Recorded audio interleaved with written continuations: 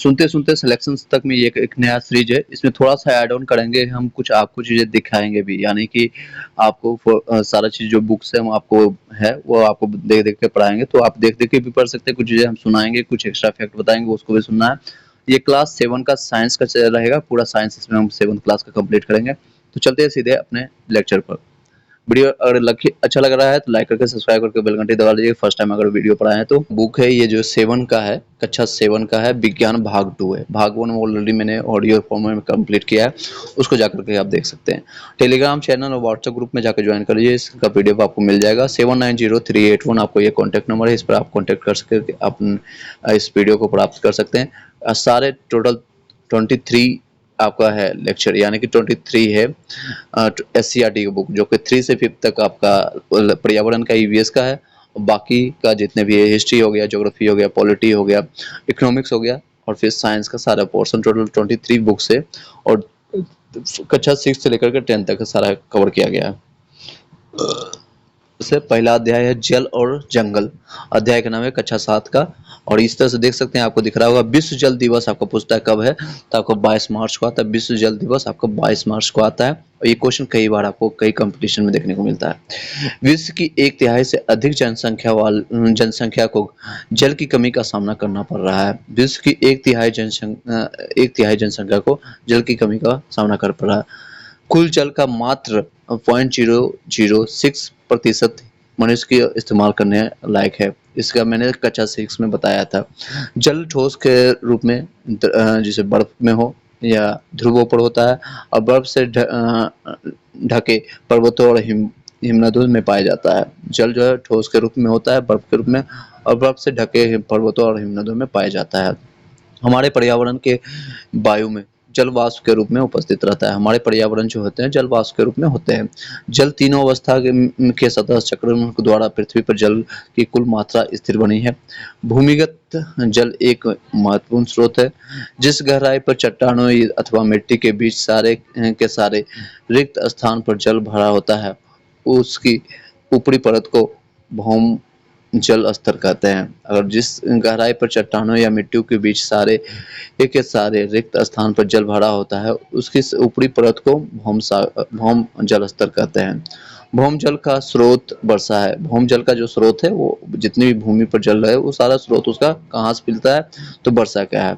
भूमि के अंदर जल के रिसाव को अंतः सेंध कहते हैं। भूमि के अंदर जितने भी जल के रिसाव होते हैं, और उसको अंतः सेंध कहते हैं। भूजल को जल भूजल के भंडार को जलभर कहते हैं। भूजल के भंडार को जलभर कहते हैं। कम वर्षा या वर्षा जल के रिसाव के लिए भूमि भूमि जल भूमि उपलब्ध की कमी से भूजल स्तर में गिरावट आती है। कम वर्षा हो या फिर वर्षा के जल के रिसाव ज्यादा होने के कारण भूमि उपलब्ध जो भूमि की नमी कमी से भूजल का स्तर जैसे गिरावट, जैसे आप कुआं देखते हैं, कुआं के जल स्तर धीरे धीरे और नीचे जाती जा रही है। इस रीजन क्या है, या तो कम वर्षा हो रही है, या फिर उसको हम ज्यादा हम जल का रिसाव कर रहे हैं, यानी जल को ज्यादा हम निकाल रहे हैं मोटर के थ्रू या नल पंप के थ्रू या कहीं बोरिंग के थ्रू जो निकाल रहे हैं। इसके कारण जल का स्तर और नीचे गिरावट होते जा रही है। उद्योगों की तेजी से वृद्धि, बढ़ती जनसंख्या, सिंचाई आवश्यकता, कुप्रबंधन, जल की कमी के मुख्य कारण है। ये सारे मुख्य कारण है। क्वेश्चन अगर आएगा तो आप बता सकते हैं क्या है। उद्योगों की तेजी से वृद्धि होता है, बढ़ती जनसंख्या, सिंचाई आवश्यकता, कुप्रबंधन। कई चीजें मतलब कुप्रबंधन कोई भी चीज प्रबंधन, जैसे हम नहाने के टाइम में या फिर ब्रश करते समय उसका कोई प्रबंधन नहीं करते, कितना समय वो ज्यादा पानी वेस्ट हो जाता है। ये सारे जिसके कारण हमें जल की कमी को देखने को मिलता है। आने वाले बताया जा रहा है कि 10 या 20 साल के बाद सबसे ज्यादा आपको दिक्कत होगी जल के लिए, और जल के लिए एक विश्व युद्ध भी हो सकता है। जल के लिए सब लोग एक दूसरे से मारा मारी भी कर सकते हैं। नेक्स्ट है ड्रिप सिंचाई। ड्रिप सिंचाई से खेतों में ही हो रही पारंपरिक सिंचाई से हो रहा पानी बर्बाद को बचाता है। ड्रिप सिंचाई से खेतों में हो रही पारंपरिक सिंचाई से हो रही पानी की बर्बादी को बचाया जाता है। जंगल आपका है। जंगल वन संपदा या जीव जंतु की सुरक्षा के लिए जंगल को आरक्षित घोषित किया जा रहा है। उदाहरण के रूप में वाल्मीकि उद्यान राष्ट्रीय उद्यान एवं अभयारण्य पश्चिम चंपारण में जो है, पश्चिम चंपारण जब देखेंगे आप मैप में बिहार का, वो यूपी से सटा हुआ और नेपाल के साथ सटा हुआ है, और यह ज़्यादातर जंगली जंगल के एरिया, वन का एरिया है। तो पश्चिम चंपारण में टाइगर के संरक्षण के लिए भी है, और वाल्मीकि वो राष्ट्रीय उद्यान आपको पश्चिम पश्चिम चंपारण में है।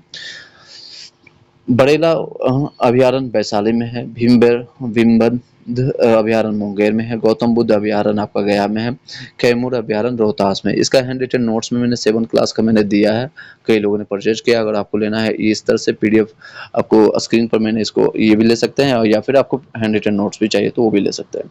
अब नेक्स्ट चलिए, हिमालय के ऊंचे पहाड़ों पर चीर या देवदार के वृक्ष मिलते हैं। हिमालय के ऊंचे पहाड़ों पर चीर और देवदार के वृक्ष मिलते हैं। उत्तरी बिहार के चंपारण क्षेत्र में चौड़े पत्ते वाले साल और सागवान के पेड़ मिलते हैं। उत्तरी बिहार के चंपारण में के क्षेत्र में चौड़े पत्ते वाले साल और सागवान मिलते हैं। गर्मी ज्यादा पड़ने पर बिहार के क्षेत्र में पलाश के पेड़ मिलते हैं, और कम पानी में भी रह सकता है। गर्मी ज़्यादा पड़ने पर मान लीजिए जैसे गया में ज़्यादा गर्मी होता है, जिसके कारण यहाँ पलाश के पेड़ आपको देखने को मिलता है। वन में खाद्य वन में खाद्य श्रृंखला क्या है? पौधों को खाने वाला जीव को कोई दूसरा जीव भोजन के रूप में खाता है, इसे खाद्य श्रृंखला कहते हैं। जैसे पौधों को खाने वाला जीव, जैसे हिरन हो गया या फिर बकरी हो गया, इसका कोई दूसरा जीव उसको भोजन के रूप में खाता है, उसे खाद्य श्रृंखला कहते हैं।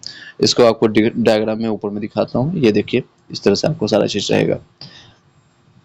ये देखिए, यहाँ पर आपको देखने को मिला होगा। जैसे उदाहरण के रूप में घास कीट खाता है, मेढक खाता है, सांप उसको खा जाता है, और सांप को गरुड़ खा जाता है। घास हिरन खाता है, हिरन को बाघ खा जाता है।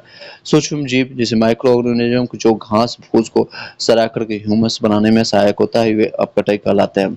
ये सारी चीजें जो साइंस में दोबारा रिवाइज कर रहा हूँ, क्योंकि जो SCERT बुक है साइंस का हो गया, या फिर आपका आर्ट्स का जितने भी पार्ट है, हिस्ट्री, ज्योग्राफी और पॉलिटी, ये सारे क्वेश्चन बहुत ही ज्यादा इससे से क्वेश्चन आएगा। 1 to 5 में खासकर ज्यादा क्वेश्चन यहीं से देखने को मिलेगा। सूक्ष्म जीव जैसे माइक्रोऑर्गेनिज्म जो घास फूस को सड़ा करके ह्यूमस बनाने में सहायक होता है, उसे अपघटय कहते हैं। जो भी घास फूस जो सड़ा करके बनाते हैं उसको अपघटय कहते हैं। जैसे बैक्टीरिया, कवक, ये सारे सूक्ष्म जीव के माइक्रोऑर्गेनिज्म से अपघटय से बनते हैं। अपघटय एक रासायनिक क्रिया है जिसमें ऊष्मा का उत्सर्जन होता है।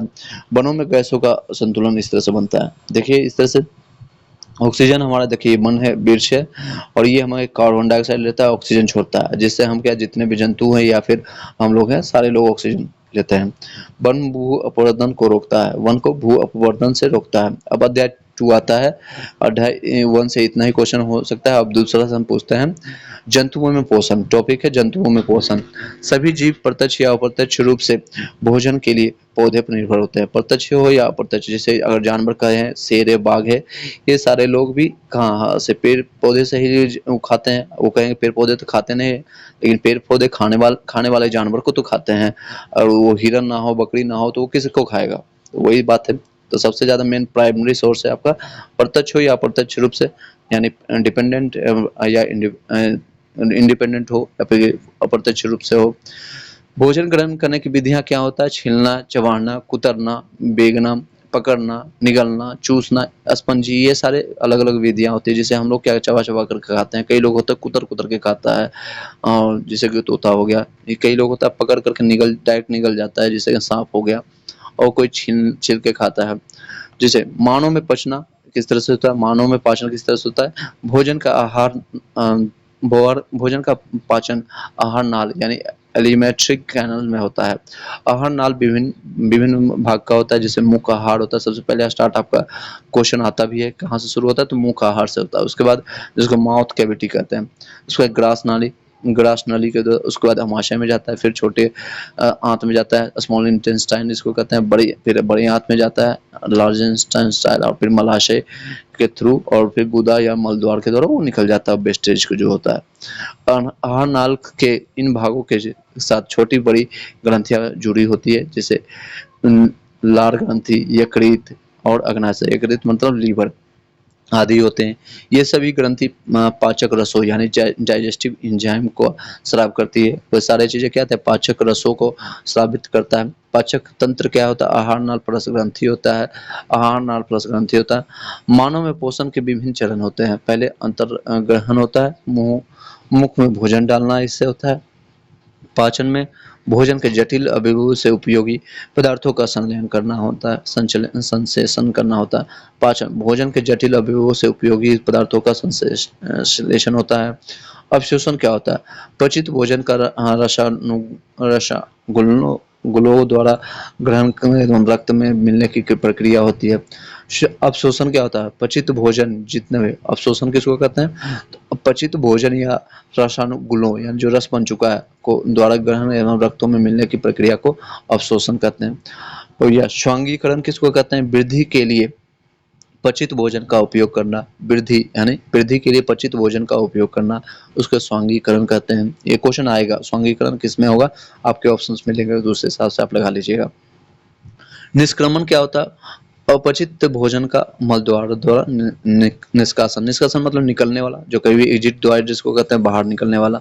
जो अपचित भोजन होता है, जो पचता नहीं है जो भी भोजन, उसको मल द्वार से निकलना, उसको निष्कासन कहते हैं। नेक्स्ट है मुख एवं मुख से आपका है मुख से मुंह गुहिका तक, मुख गुहिका तक।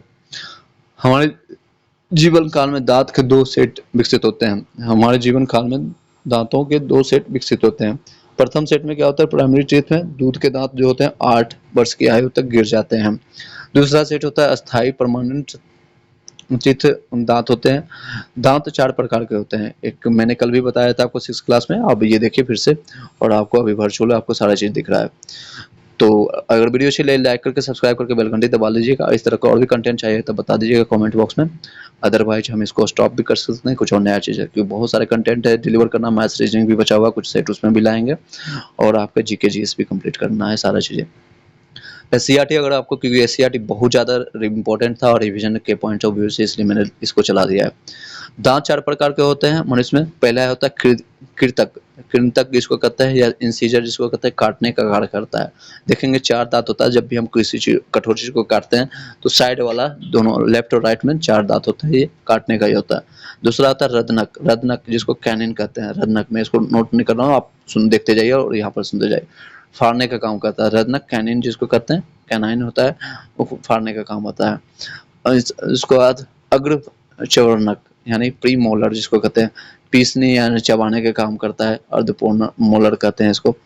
और फोर्थ है मोलर यानी चवर्णक, सिर्फ चबाने यानी पीसने या चबाने का कार्य करने का काम करता है। हमारे मुख में 3 जोड़ी लार ग्रंथियां होती है। लार में पानी, लवण, चिकना म्यूकस होता है।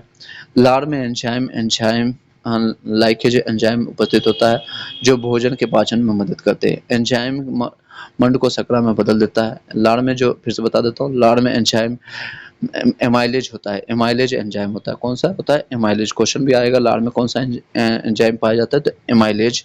आपको इसको ये देखिए, इसको ब्लैक एंड पॉइंट से रखा है, ये सारे देखिए इस तरह से है। तो आपका एमाइलेज उपस्थित होता है, भोजन के पाचन में मदद करता है।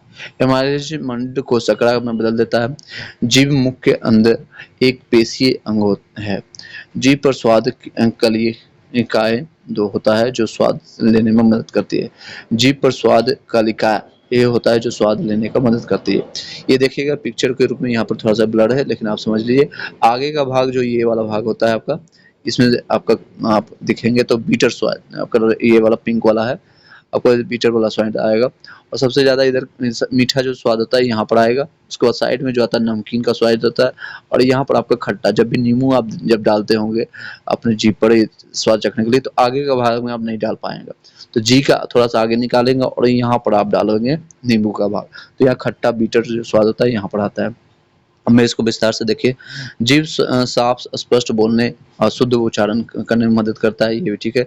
दांत के ऊपरी परत को इनामेल कहते हैं। ऊपरी परत जो इसको कहते हैं, इसको हम इनामेल कहते हैं। ये वाला पार्ट को, ऊपरी परत को इनामेल, जो सबसे मजबूत होता है। दांत, सॉरी ये दांत का पार्ट है। दांत का सबसे वाला ऊपरी वाला पात्र जो होता है ऊपरी परत को, उसको एनामेल कहते हैं। और ये सबसे जबड़ा जिसको कहते हैं। दांत का फॉर्मूला होता है आपका 2123, 21 यानी कि क्या है, आधे जबड़े का होता है, आधे 2123 होता है। जीभ अगला भाग मीठा होता है, पिछला भाग कड़वा होता है। पिछला भाग मैंने बताया अभी। पार्श्व भाग होता है जो कि साइड वाला भाग आपका कड़वा और खट्टा दोनों चीज बताता है। और बीच का भाग जो होता है कोई स्वाद नहीं देता। बीच का जो भाग होता है, जो सबसे, अगर आप देखेंगे पिक्चर में, ये वाला भाग जो ग्रीन वाला पार्ट ये दिख रहा है, उसका बाद वाला ये वाला भाग जो होता है उसमें कोई भी स्वाद नहीं होता है। बस आगे का और पीछे का थोड़ा सा, और फिर साइड वाला ये जो मीठा, फिर कड़वा और मीठा खट्टा देता है। भोजन नली और ग्रासिका किसको कहते हैं, जिसको ओसोफेगस कहते हैं। यह पतली लंबी नली मांसल संरचना है जो कि अमाशय को मुख ग्रहिका से को जोड़ती है। यह पतली होती लंबी नली मांसल संरचना है जो कि अमाशय को मुख गुहिका को जोड़ती है। क्रमानुकुंचन गति, क्रमानुकुंचन किसको कहते हैं, पेरिस्टाल्टिक मूवमेंट किसको कहते हैं, पेरिस्टाल्टिक मूवमेंट क्या होता है, ये कारण खाना भोजन नली से पेट तक पहुंच जाता है। क्रमानुकुंचन। गर्शिका में भोजन, लोग हैं जो कि अभी डर में जी रहे हैं, कंफ्यूजन में जी रहे हैं, क्या पढ़ें क्या नहीं करें। बेसिक चीज़ों पर ध्यान दीजिए, क्योंकि एनसीईआरटी का जब नोटिफिकेशन आप देखेंगे बीपीएससी का, तो उसमें मेंशन किया है एससीईआरटी की बुक से हम 6 से लेकर के आपका 8 तक या 10 तक हम कवर करेंगे। इसी से, क्योंकि जितने भी कोचिंग सेंटर वाले हैं या कहीं भी, सब एक्सपेरिमेंट कर रहा है, वो ट्राई कर रहा है कि कुछ भी हिट एंड ट्रायल लग जाए। वो बीपीएससी के क्वेश्चन कोई करवा रहा है, कोई रेलवे का, कोई एसएससी का, तो वो सारी चीज़ भी कर सकते हैं। कोई, मैं किसी का मना नहीं कर रहा हूँ, लेकिन बेसिक चीज़ें पर आपका जो है, जो रूट है आपका, वो उसको बार बार रिवीजन कीजिए। इसलिए मैं जिस पर भी जोर दे रहा हूँ, इसको एक तेजी से रिवाइज कर लीजिए। 1.5 के स्पीड से देख लीजिए या फिर 2 के स्पीड से, लेकिन देखना मैंडेटरी है। अगर नहीं देख के जाते हैं, हो सकता है आपका वहाँ से क्वेश्चन लड़ जाए, हो सकता है नहीं लड़ेगा तो बीपीएससी आपका यहाँ से क्वेश्चन उठा देगा। फर्स्ट टाइम एग्जामिनेशन लेने जा रहा है ये बीपीएससी टीचर्स का, तो कुछ भी खेला हो सकता है। तो किसी चीज़ को छोड़ना हम नहीं कहेंगे कि आप छोड़ सकते हैं। मिनिमम 30 नंबर पेपर 1 में लाना मैंडेटरी है। हिंदी भी कवर करवाया जा रहा है, लगभग कई लेक्चर लिया गया है मैडम के द्वारा, और मेरे द्वारा भी लास्ट लेक्चर मैंने लिया है, जिसमें थ्योरी और प्रैक्टिस सेट साथ में करवा रहे हैं। उसको भी 5-10 सेट आप लगा के जाइए, 20 सेट नहीं, कम से कम 5 सेट जरूर लगा के जाइए। और अच्छी बात है कि आपका 25 तारीख को सेकंड पेपर में है, तो एक दिन और टाइम मिल जाएगा, तो उस दिन आप देख लीजिएगा जितना भी दे सकते हैं। अभी कोशिश करिए पेपर 2 जो है आपका, सारे सब्जेक्ट देखिए, हिस्ट्री भी देखिए, ज्योग्राफी भी देखिए, पॉलिटी भी देखिए, साइंस के पोर्शंस को जाए, बायोलॉजी ज़्यादा देखिए, केमिस्ट्री फिजिक्स थोड़ा कम भी देखेंगे तो चलेगा। और मैथ्स रीजनिंग को जरूर देखना है, क्योंकि 40 नंबर उससे बनने वाला है 1 to 5 के लिए। और इस तरह से चलिए हम नेक्स्ट पॉइंट पर चलते हैं, इसको देखते जाइए।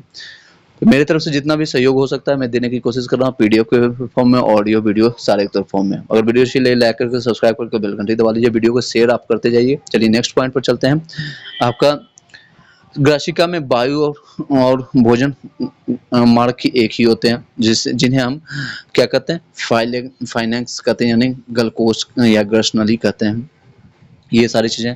क्रमाकुचन गति क्या है, क्रमाकुचन गति के कारण भोजन जो होता है के कारण भोजन जो है नली से पेट तक पहुंचता है, ये क्रमाकुचन, जिसको पेरिस्टाल्टिक मूवमेंट कहते हैं।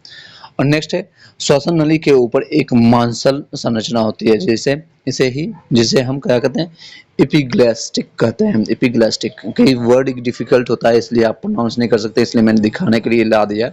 अदरवाइज मैं इसको ऑडियो फॉर्मेट में और तेजी से पढ़ देता और समझा भी देता, 2 से 3 बार बोल, लेकिन आपको इसको देखिए समझिए। फिर से दोबारा बता रहा हूँ, भोजन नली क्या होता है या फिर क्या होता है, जब पतली नली मांसल के जोड़ अमाशय को मुखोद्वार कर जोड़ती है। क्रमाकुचन गति, जिसको पेरिस्टाल के कारण जो खाना भोजन नली से पेट तक पहुंचता है, उसको क्रमाशिकल गति कहते हैं। यानी पेरिस्टाल्टिकल मूवमेंट जिसको कहते हैं। ग्रसिका में वायु और भोजन मार्ग एक ही होते हैं, जिन्हें क्या कहते हैं, गलकोश कहते हैं, गलकोश या ग्रसनली भी कहते हैं। वायु और भोजन दोनों एक ही साथ रहता है। श्वसन नली के ऊपर एक मांसल संरचना होती है, जिसे एपिग्लास्टिक कहते हैं, जो भोजन करने के वक्त श्वास नली को बंद कर देता है। जब आप देखेंगे, जब किसी से खाते हैं तो मुंह से श्वास लेना मुश्किल हो जाता है। अमाशय के बारे में हम जानते हैं। अमाशय क्या है, आहार नाल का सबसे चौड़ा भाग होता है। अमाशय जो हमारा होता है आहार नाल का सबसे चौड़ा भाग होता है। यह चपटी और यू आकार का होता है। ये देखेंगे चपटी और यू आकार का देखने को मिलता है। अब इसके ऊपर का पार्ट देखते हैं। अगर वीडियो से लाइक करके सब्सक्राइब करके बेल घंटी दबा लीजिए।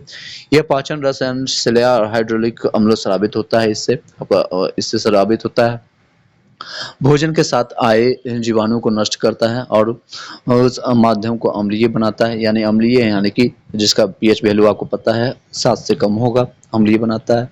क्षारीय का यानी 7 से ज़्यादा होगा और 7 का उदासीन होता है। ये केमिस्ट्री का थोड़ा पार्ट बता दिया आपको मैंने।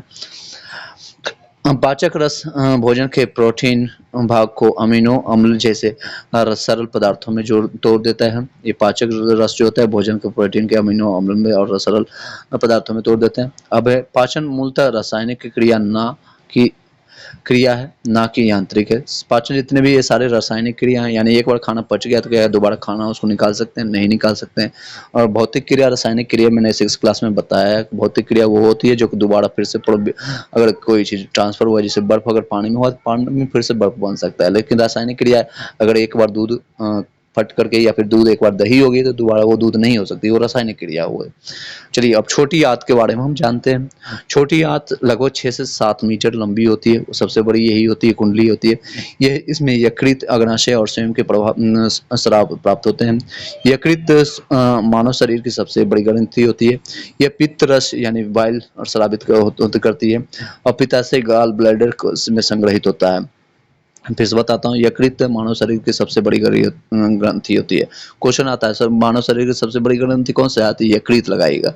हिंदी में यकृत, इंग्लिश में कहेंगे तो लीवर आ जाएगा। ठीक है, लीवर आ जाएगा और लीवर आ जाएगा। नेक्स्ट है, यह पित्तरस यानी स्रावित करती है। पित्तरस निकालता है जो कि पित्ताशय में संग्रहित होता है। पित्ताशय में पित्तरस कहाँ पर होता है? तो पित्ताशय में होता है।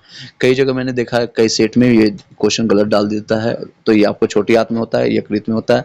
लेकिन पित्तरस जो आपका स्रावित होकर करके पित्ताशय में संग्रहित होता है। कहाँ पर संग्रहित होता है? तो आपको पित्ताशय में। ये बहुत ज्यादा इंपॉर्टेंट। नेक्स्ट है, यह वसा को पचाने में मदद करती है। यानी वसा यानी तेलीय पदार्थ होता है। हमारा तेलीय पदार्थ छोटी आंत जो तेलीय पदार्थ को पचाने में काम आता है, क्योंकि हम छोटी आंत के बारे में हम पढ़ रहे हैं। अब नेक्स्ट है पॉइंट्स देखिए। अग्नाशय पीले रंग की पत्ती के आकार का हो, बड़ी बड़ी ग्रंथि है। ये पीले रंग की प्रकार की बड़ी ग्रंथि है। यह इंसुलिन को स्रावित करती है जो कि शुगर कंट्रोल में मदद करती है। आमाशय आपका एक क्वेश्चन भी मैंने देखा था अभी आपका प्रीवियस ईयर में, कि वो आपको सबसे ज्यादा यकृत यानी कि पचाने में आपका इंसुलिन किसमें करता है? तो वसा को, यानी कि इंसुलिन जो इंसुलिन स्रावित करता है जो कि शुगर कंट्रोल में करता है, शुगर। इससे निकला रसा कार्बोहाइड्रेट प्रोटीन और वसा का काम कर उसे सरल रूप देता है। जिससे भी ये सारा छोटी ले, इससे निकलने वाला रसा जो होता है कार्बोहाइड्रेट प्रोटीन और वसा पर काम कर उसे सरल रूप देता है। छोटी आंत का पाचन रस आंशिक रूप से पचा भोजन को पूर्ण रूप से पचा देता है। अब कार्बोहाइड्रेट जो होता है जिससे ग्लूकोज बनता है, कार्बोहाइड्रेट से ग्लूकोज बनता है। फैट्स जो जो बनता है आपका वसा और प्लस कोलेस्ट्रॉल से। कार्बोहाइड्रेट किससे? ग्लूकोज से आपको प्राप्त होता है। यानी अब प्रोटीन आपको मिलता है अमीनो अम्ल से। अमीनो अम्ल से ये क्वेश्चन आता है। छोटी आंत के, ये बहुत इंपॉर्टेंट टॉपिक्स है आपका। छोटी आंत के आंतरिक भाग में अंगेली समान भरी उभरी हुई संरचनाएं पचे हुए भोजन का अवशोषण करती है, जिसे दीर्घराम या रसांगेल यानी विल्ली कहते हैं। रसंगुल अवशेषों के लिए तल क्षेत्र बढ़ देती है। बड़ी आंत क्या होता है? बड़ी आंत के बारे में सुनिए। बड़ी आंत के बारे में ये सारी घटनाएं मैं छोटी आंत के बारे में बता दिया, आप उसको दोबारा से सुन लीजिएगा, बहुत इंपॉर्टेंट है वो पार्ट। बड़ी आंत के बारे में भी सुन लीजिए और देख भी सकते हैं यहाँ पर अभी। बड़ी आंत का व्यास चौड़ा होता है, इसलिए इसे बड़ी आंत कहते हैं, यानी चौड़ा होने के कारण। लेकिन ये बहुत लंबाई में छोटा होता है। बड़ी आंत क्यों कहते हैं? क्योंकि चौड़ाई में ये ज्यादा होता है, इसलिए इसे बड़ी आंत कहते हैं। ये 1.5 मीटर लंबा होता है। छोटी आंत में मैंने बताया 6 से 7 मीटर लंबा होता है। यह बस जल और कुछ लवणों का अवशोषण करता है। ये सिर्फ जल और कुछ लवणों का अवशोषण करता है। छोटी आंत क्या करता था? वसा को भी करता था और तेलीय पदार्थ जितने भी है सारे को वो करने का काम करता था। आप ऊपर जाकर के देख सकते हैं ये सारी चीजें।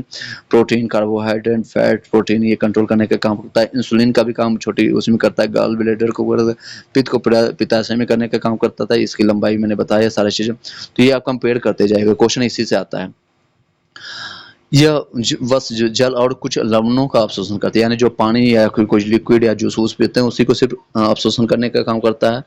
ओआरएस घोल दस्त के समय दिया जाता है, इसे जीवन रक्षक घोल भी कहते हैं। ओआरएस घोल होता है जिसका फुल फॉर्म होता है oral dehydration solution. Oral dehydration solution, अगर डिहाइड्रेशन होता है गर्मी के टाइम में तो ओआरएस घोल दिया जाता है।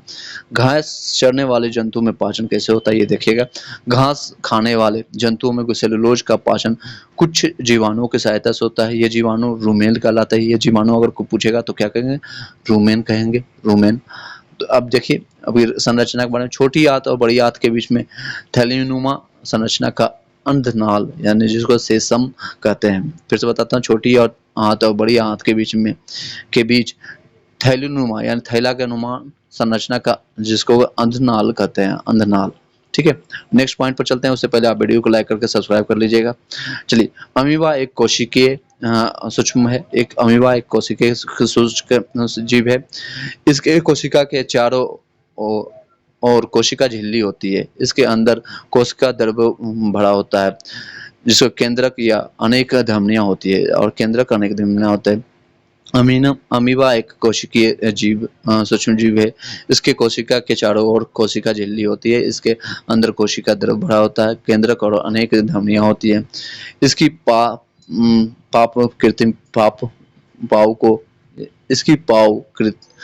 पाव है जो कि क्या कहता है, स्यूडोपोडिया कहते हैं, इसको स्यूडोपोडिया कहते हैं। यह एक से दो होने के लिए खुद का भी विभाजन करते हैं, ये खुद से विभाजन करते हैं। इस पॉइंट में ज्यादा कुछ नहीं था। इसमें आप जान लीजिएगा घास चरने वाले जितने भी जंतु होता है इसमें सेलुलोज को जो रहता है। क्वेश्चन आता है घास जो जितने भी यानी खाद्य पदार्थ खाते हैं, घास खाने वाले जितने भी जंतु उसमें क्या पाया जाता है, तो सेलुलोज होता है। और उसको पचाने वाले जो कुछ जीवाणु की सहायता लेता है उसको रूमेन कहते हैं, बस ये कर सकते हैं। और सेलुलोज जितने भी होते हैं उसमें देखेंगे तो पेट उनका बड़ा होता है, गाय भैंस का जितना पेट ज्यादा बड़ा होता है। और जो वेज खाते हैं, नॉन वेज खाते हैं यानी कि मांसाहारी होते हैं जीव, उनका थोड़ा पेट छोटा होता है, क्योंकि सेलुलोज पचाने के लिए आपको टाइम भी लगता है और ज्यादा उसकी ज्यादा जरूरत भी पड़ता है। अब नेक्स्ट अध्याय है उष्मा। अध्याय तीसरा है आपका उष्मा, उसके बारे में जानेंगे। उससे पहले आप वीडियो को लाइक करके सब्सक्राइब करके बेल घंटी दबा लीजिएगा। चलिए अब चलिए सुनते हैं।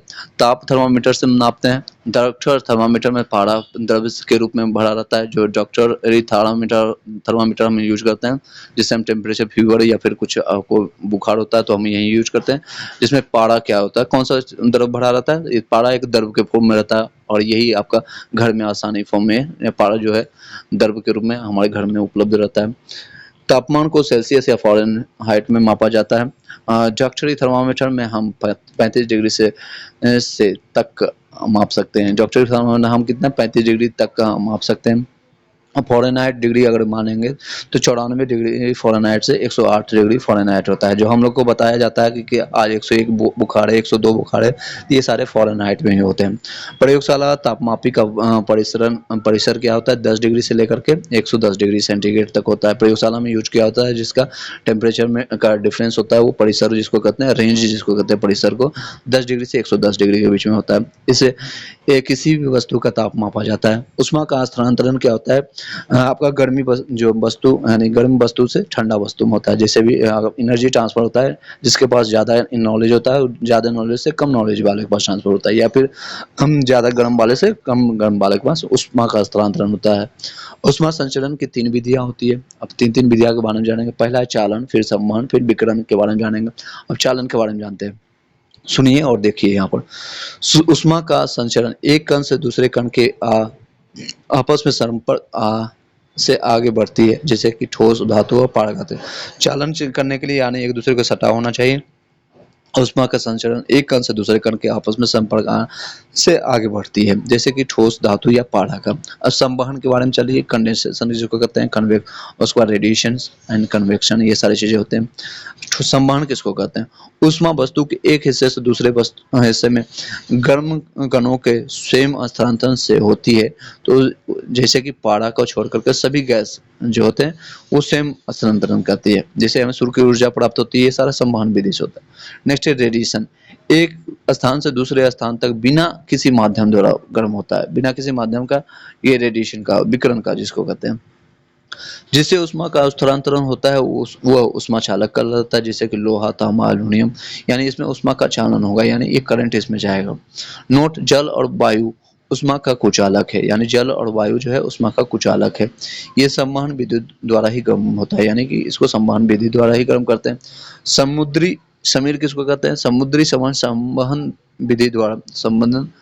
ये सारी चीजें 1 मिनट का टाइम दीजिएगा। हाँ, ठीक है। समुद्री सीमेंट ये देख सकते हैं, ये सारा शॉर्ट फॉर्म में दिया हुआ, तो आप इसको एक बार देख सकते हैं। फिर से बता देता हूँ आपको। हाँ, अब अध्याय थल समीर और समुद्री सीमा के बारे में मैंने बताया। अगर आसान भाषा में बता देता हूँ, समुद्री समीर किसको कहते हैं? संवहन द्वारा दिन में समुद्र की ठंडी हवा तटीय क्षेत्र की ओर बहती है, यानी तटीय क्षेत्र की ओर बहती है तो उसको समुद्री समीर कहते हैं। थल समीर उसको कहेंगे उल्टा हो जाता है इसका, संवहन द्वारा तटीय क्षेत्र से ठंडी हवा रात में समुद्री तटीय क्षेत्र से ठंडी हवा रात में समुद्र की ओर बहती है, तो उसे ये दो बार ये वर्ड लिखा गया है, तो आप समझिएगा। इधर हवा समुद्र की जाती है और इधर समुद्र समीर में वापस आती है, तटीय क्षेत्र में आती है। गर्मी में सफेद और हल्के वस्त्र पहनना चाहिए क्योंकि इसमें उष्मा का परिवर्तन होता है, और ठंडी में काला और गहरे वस्त्र पहनना चाहिए क्योंकि उष्मा का अवशोषित होता है इसमें, और सर्दी में ऊनी वस्त्र पहनना चाहिए क्योंकि ये ऊन उष्मारोधी होती है। नेक्स्ट पॉइंट पर चलेंगे, नेक्स्ट अध्याय, इसके बाद अध्याय 4 आएगा, गति और समय के बारे में। गति हो आवर्त गति किसको कहते हैं? एक निश्चित समय अंतराल पर अपनी पूर्व गति को दोहराना, जैसे लोलक गति कहलाता है। आवर्त काल किसको कहते हैं? लोलक द्वारा एक ढोलन में लगा काल कहलाता है। आवर्त गति को उपयोग क्या होता है? समय मापने के लिए करते हैं।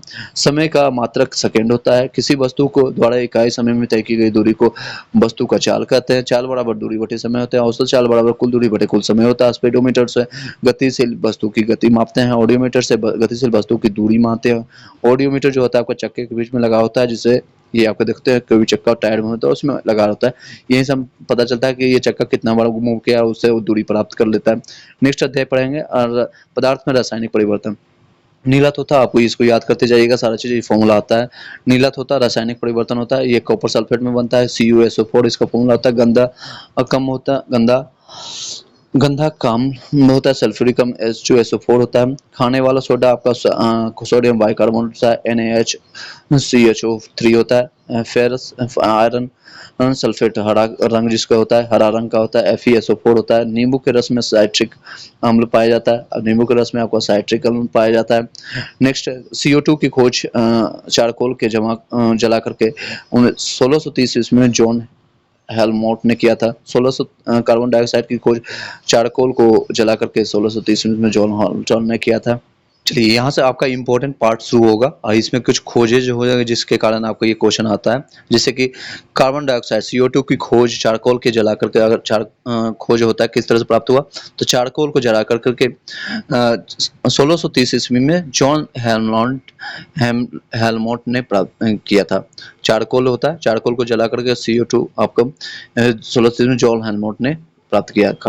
CO2 की खोज, कार्बन डाइऑक्साइड की खोज। अब नेक्स्ट पॉइंट आता है आपका 1756 में जोसेफ ब्लैक ने CO2 का अध्ययन किया था। जोसेफ योगदान क्या है इसमें? योगदान क्या किया था? चूने जल में कार्बन डाइऑक्साइड को प्रवाहित करने पर से चूने का जलीय विलयन दुधिया जिसको हो जाता है, ये सारा प्राप्त किया था।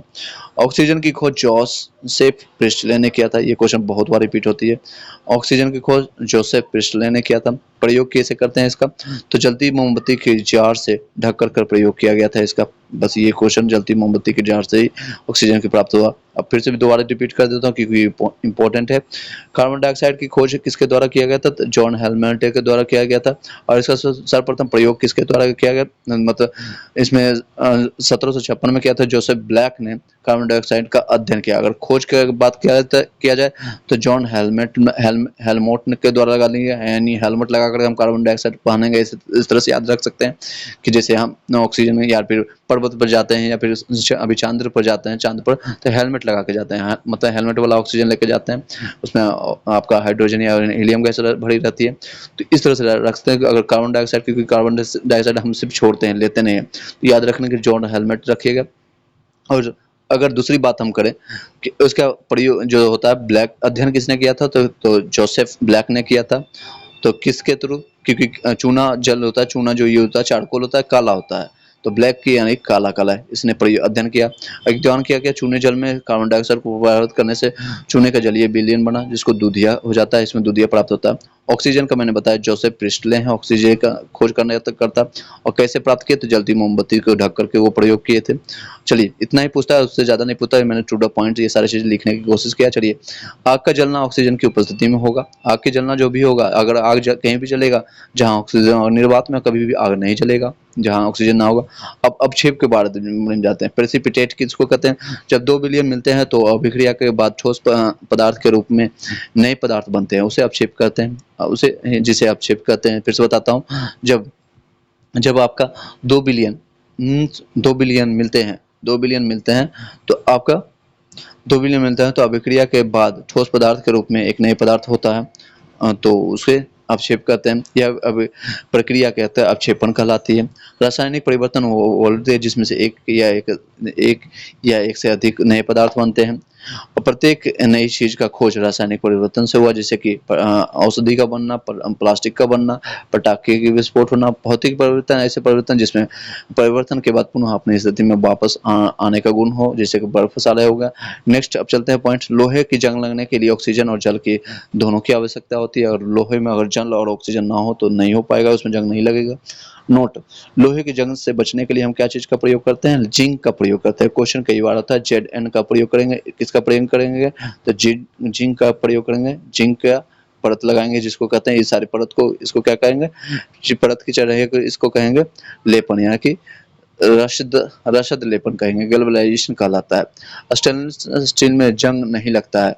लोहा प्लस कार्बन, ये किसका होता है, स्टेनलेस स्टील, लोहा प्लस कार्बन, फेरम किसको कहते हैं, Fe plus carbon plus chromium plus nickel plus magnesium का बना होता है। फिर से बता देता हूँ, Fe प्लस सी Cr plus Ni plus Mg का होता है। फॉर्मूला के साथ मैंने बता दिया, बाकी आप लिख लीजिएगा। बहुत कम समय में ज़्यादा हम कंटेंट देने की कोशिश कर रहे हैं, क्योंकि रिवीजन बुक है, ऑलरेडी मैंने डिटेल में बताया है, उसको आप जाकर देख सकते हैं। समुद्री तट के निकट लोहे में जल्दी जंग और लगती है, क्योंकि इसमें लवण युक्त जल से जंग लगने की प्रक्रिया बढ़ जाती है। पोटेशियम परमैंगनेट को गर्म करने पर ऑक्सीजन गैस की प्राप्ति होती है। पोटेशियम परमैंगनेट को गर्म करने पर क्या चीज प्राप्त है, ऑक्सीजन गैस प्राप्त होती है। पोटेशियम परमैंगनेट है, उसको हम गर्म करते हैं यानी हीट करते हैं यहाँ पर, तो क्या चीज प्राप्त होता है, ऑक्सीजन प्राप्त होती है। ऑक्सीजन प्लस कोई अदर प्रोडक्ट प्राप्त होता है। अब अध्याय 6 पर आएंगे, पौधा में पोषण के बारे में जानेंगे। चलिए अध्याय 6 के बारे में हम पढ़ेंगे। इसमें कुछ कुछ चीजें इंपॉर्टेंट है, इससे लास्ट में हम आपको बताएंगे। एक चीज, एक खोज जो किया गया था, जगदीश चंद्र बसु जो है क्रिस्टोग्राफ का आविष्कारक है, वायरलेस संरचना की खोज इसी में किया गया है। इसी चैप्टर में आपको देखने को मिलेगा। कुछ चीजें यहाँ से आती है क्वेश्चन, तो अब डायरेक्ट मिलेगा। चलिए टू द पॉइंट, अब शॉर्ट में पढ़ने की कोशिश करते हैं। पौधे अपना भोजन प्रकाश संश्लेषण की सहायता से करते हैं। क्वेश्चन आएगा, पौधे अपना भोजन कहाँ से प्राप्त करते हैं, प्रकाश संश्लेषण विधि से प्राप्त करते हैं, सहायता से करते हैं। जिसमें क्या होता है, carbon dioxide plus water H2O होता है, सनलाइट का उससे क्लोरोफिल बनता है, फिर उससे क्या चीज बनता है, glucose plus oxygen plus water बनता है। इसमें प्रकाश संश्लेषण के लिए आवश्यक क्या क्या चीजें हैं, ये ध्यान दीजिएगा। CO2 की जरूरत है, यानी कार्बन डाइऑक्साइड, जल प्लस क्लोरोफिल, सूर्य का प्रकाश और ग्लूकोज की जरूरत पड़ती है। 5 चीजों की जरूरत पड़ती है। 5 चीज फिर से आप सुन लीजिए, देख भी लीजिए। कार्बन डाइऑक्साइड, स्क्रीनशॉट लेना है स्क्रीनशॉट ले सकते हैं, नोट करना है नोट कर लीजिए। जल, क्लोरोफिल, सूर्य प्रकाश का ग्लूकोज। इसका उपयोग पौधे की कोशिका या तो तुरंत करता है, या वह अघुलनशील मंद स्टार्च के रूप में संग्रहित हो जाता है। कुछ वसा और प्रोटीन के संश्लेषण में भी काम आता है, कुछ वसा और प्रोटीन के संश्लेषण में काम आता है। ऑक्सीजन के बारे में बातें हैं। पत्तियों में रंध्रों के माध्यम से वायुमंडल में पहुंच जाता है। मनुष्य अपना भोजन हेतु केवल पौधे पर निर्भर होता है। पौधे का हरा रंग पौधे में उपस्थिति हरे वर्ण के कारण होता है, जिसे क्लोरोफिल हरित कहते हैं। पौधे सूर्य प्रकाश की ऊर्जा का संग्रहण क्लोरोफिल पत्ती की सहायता से करता है। क्लोरोफिल के केंद्रक में मैग्नीशियम धातु होता है। क्लोरोफिल के केंद्र में क्या होता है, मैग्नीशियम धातु पाया जाता है। क्वेश्चन आएगा अभी, क्लोरोफिल के केंद्र में क्या पाया जाता है, तो मैग्नीशियम Mg जिसको कहते हैं, Mg पाया जाता है। क्लोरोफिल के प्रकाश में बैगनी लाल नीला रंग का ग्रहण करता है। क्लोरोफिल जो होता है आपका प्रकाश में बैगनी नीला बैंगनी, लाल और नीला रंग का ग्रहण करता है। प्रकाश संश्लेषण की क्रिया ऑक्सीकरण और अपकरण दोनों प्रकार की अभिक्रिया है। वायुमंडल में ऑक्सीजन का संतुलन प्रकाश संश्लेषण प्रक्रिया द्वारा ही बना रहता है। बस ये सारी चीजों को सुन लीजिए एक बार, क्योंकि ये सारे क्वेश्चन बनता है। स्वपोषी किसको कहते हैं? जो अपना भोजन स्वयं बनाते हैं, जैसे पेड़ पौधे होते हैं। स्वप्रपोषी किसको कहते हैं? हेटेरोट्रॉप्स कहते हैं, वो अपना जो भोजन दूसरे पर निर्भर होते हैं, जो कि जैसे कि मनुष्य हो गया और जानवर जितने भी हैं। अमरबेल क्या है? अमरबेल इसमें भी अपवाद के में रूप में है, जिसमें अमरबेल का वृक्ष है। वो अपने पत्ते अमरबेल में ना तो पत्ते होते हैं, ना ही क्लोरोफिल होता है। वो अपना भोजन होते दूसरे पर निर्भर करता है, वो दूसरे पर निर्भर होता है। अमरबेल अपना भोजन उसी पौधे से प्राप्त करता है जिससे वो लिपटा रहता है। केकटस नागफली में प्रकाश संश्लेषण तने के माध्यम से होता है। जिस पौधे की पत्तियां लाल भूरे रंग की होती है, वह भी प्रकाश संश्लेषण करती है, और बस हरा रंग दूसरे रंग के कारण छिप जाता है। केवल पीले धब्बे वाले पत्तियों के पीले भाग में क्लोरोफिल नहीं होता है। पौधे में प्रोटीन के संश्लेषण में नाइट्रोजन का प्रयोग सीधा करने में अक्षम होता है। पटपर्णी जिसको कहते हैं पिचर प्लांट, तो यह इसी में पाया जाता है। आपको सारी चीजें ऑक्सीजन में पढ़ना है बस। नेक्स्ट अब चलिए, यह एक आपके पिच पढ़ने के बारे में सुन लीजिए। यह एक कीटवच्छी पौधा है, यानी कीट को मारने वाला कीटवच्छी पौधा है। इसमें घरे जैसी रचना पाई जाती है, जिसमें से पाचक रस होता है, जिससे यह कीटों का पाचन करता है। उदाहरण के तौर में क्या है? बिन सफाई, ट्रैप, सेंड्रियो, ये सारे हैं। मृत्यु भोजी, इसको दोबारा सुन लीजिएगा आप रिपीट करके फिर से। मृत्यु भोजी किसको कहते हैं? जो मरे सड़े गले जीवों से भोजन प्राप्त करता है, जैसे कि मशरूम। एग्जाम्पल में पूछता है मृत्यु भोजी का एग्जाम्पल दीजिए, तो मशरूम दीजिएगा। कवक में क्लोरोफिल उपस्थित नहीं होता है। कवक में आपका क्लोरोफिल उपस्थित नहीं होता है। ऑप्शन क्वेश्चन आएगा कि कवक रहता है कि नहीं रहता है, तो आपको डालेंगे नहीं रहता है। कवक नम्र एवं उष्ण वाले स्थान पर उगते हैं। कवक जनित बीमारी, खुजली, दिनार खुजली, सिदुली, आलू का सूजा रोग, धान का पत्ती का चित्तेदार रोग, ये सारे कवक का जनित रोग है। कवक जनित रोग अगर पूछेगा, जैसे खुजली होना, दिनाय होना, सिदुली होना, या आलू का झुलसा रोग होता है, धान का पत्ती का चित्तेदार रोग, ये सारा होता है। कुछ मशरूम खाने के काम आता है, कुछ मशरूम जो है खाने का काम आता है। ये पॉइंट्स मैंने निकाला है सारा एससीईआरटी बुक से। चलिए नेक्स्ट है सहजीवी पौधे। सहजीवी पौधे क्या होते हैं? जब दो पौधे या जीवधारी साथ साथ रहते हैं, एक दूसरे को लाभ पहुंचाते हैं, तो उसे सहजीवी कहते हैं। सहजीवी मतलब एक दूसरे का सहयोग करना।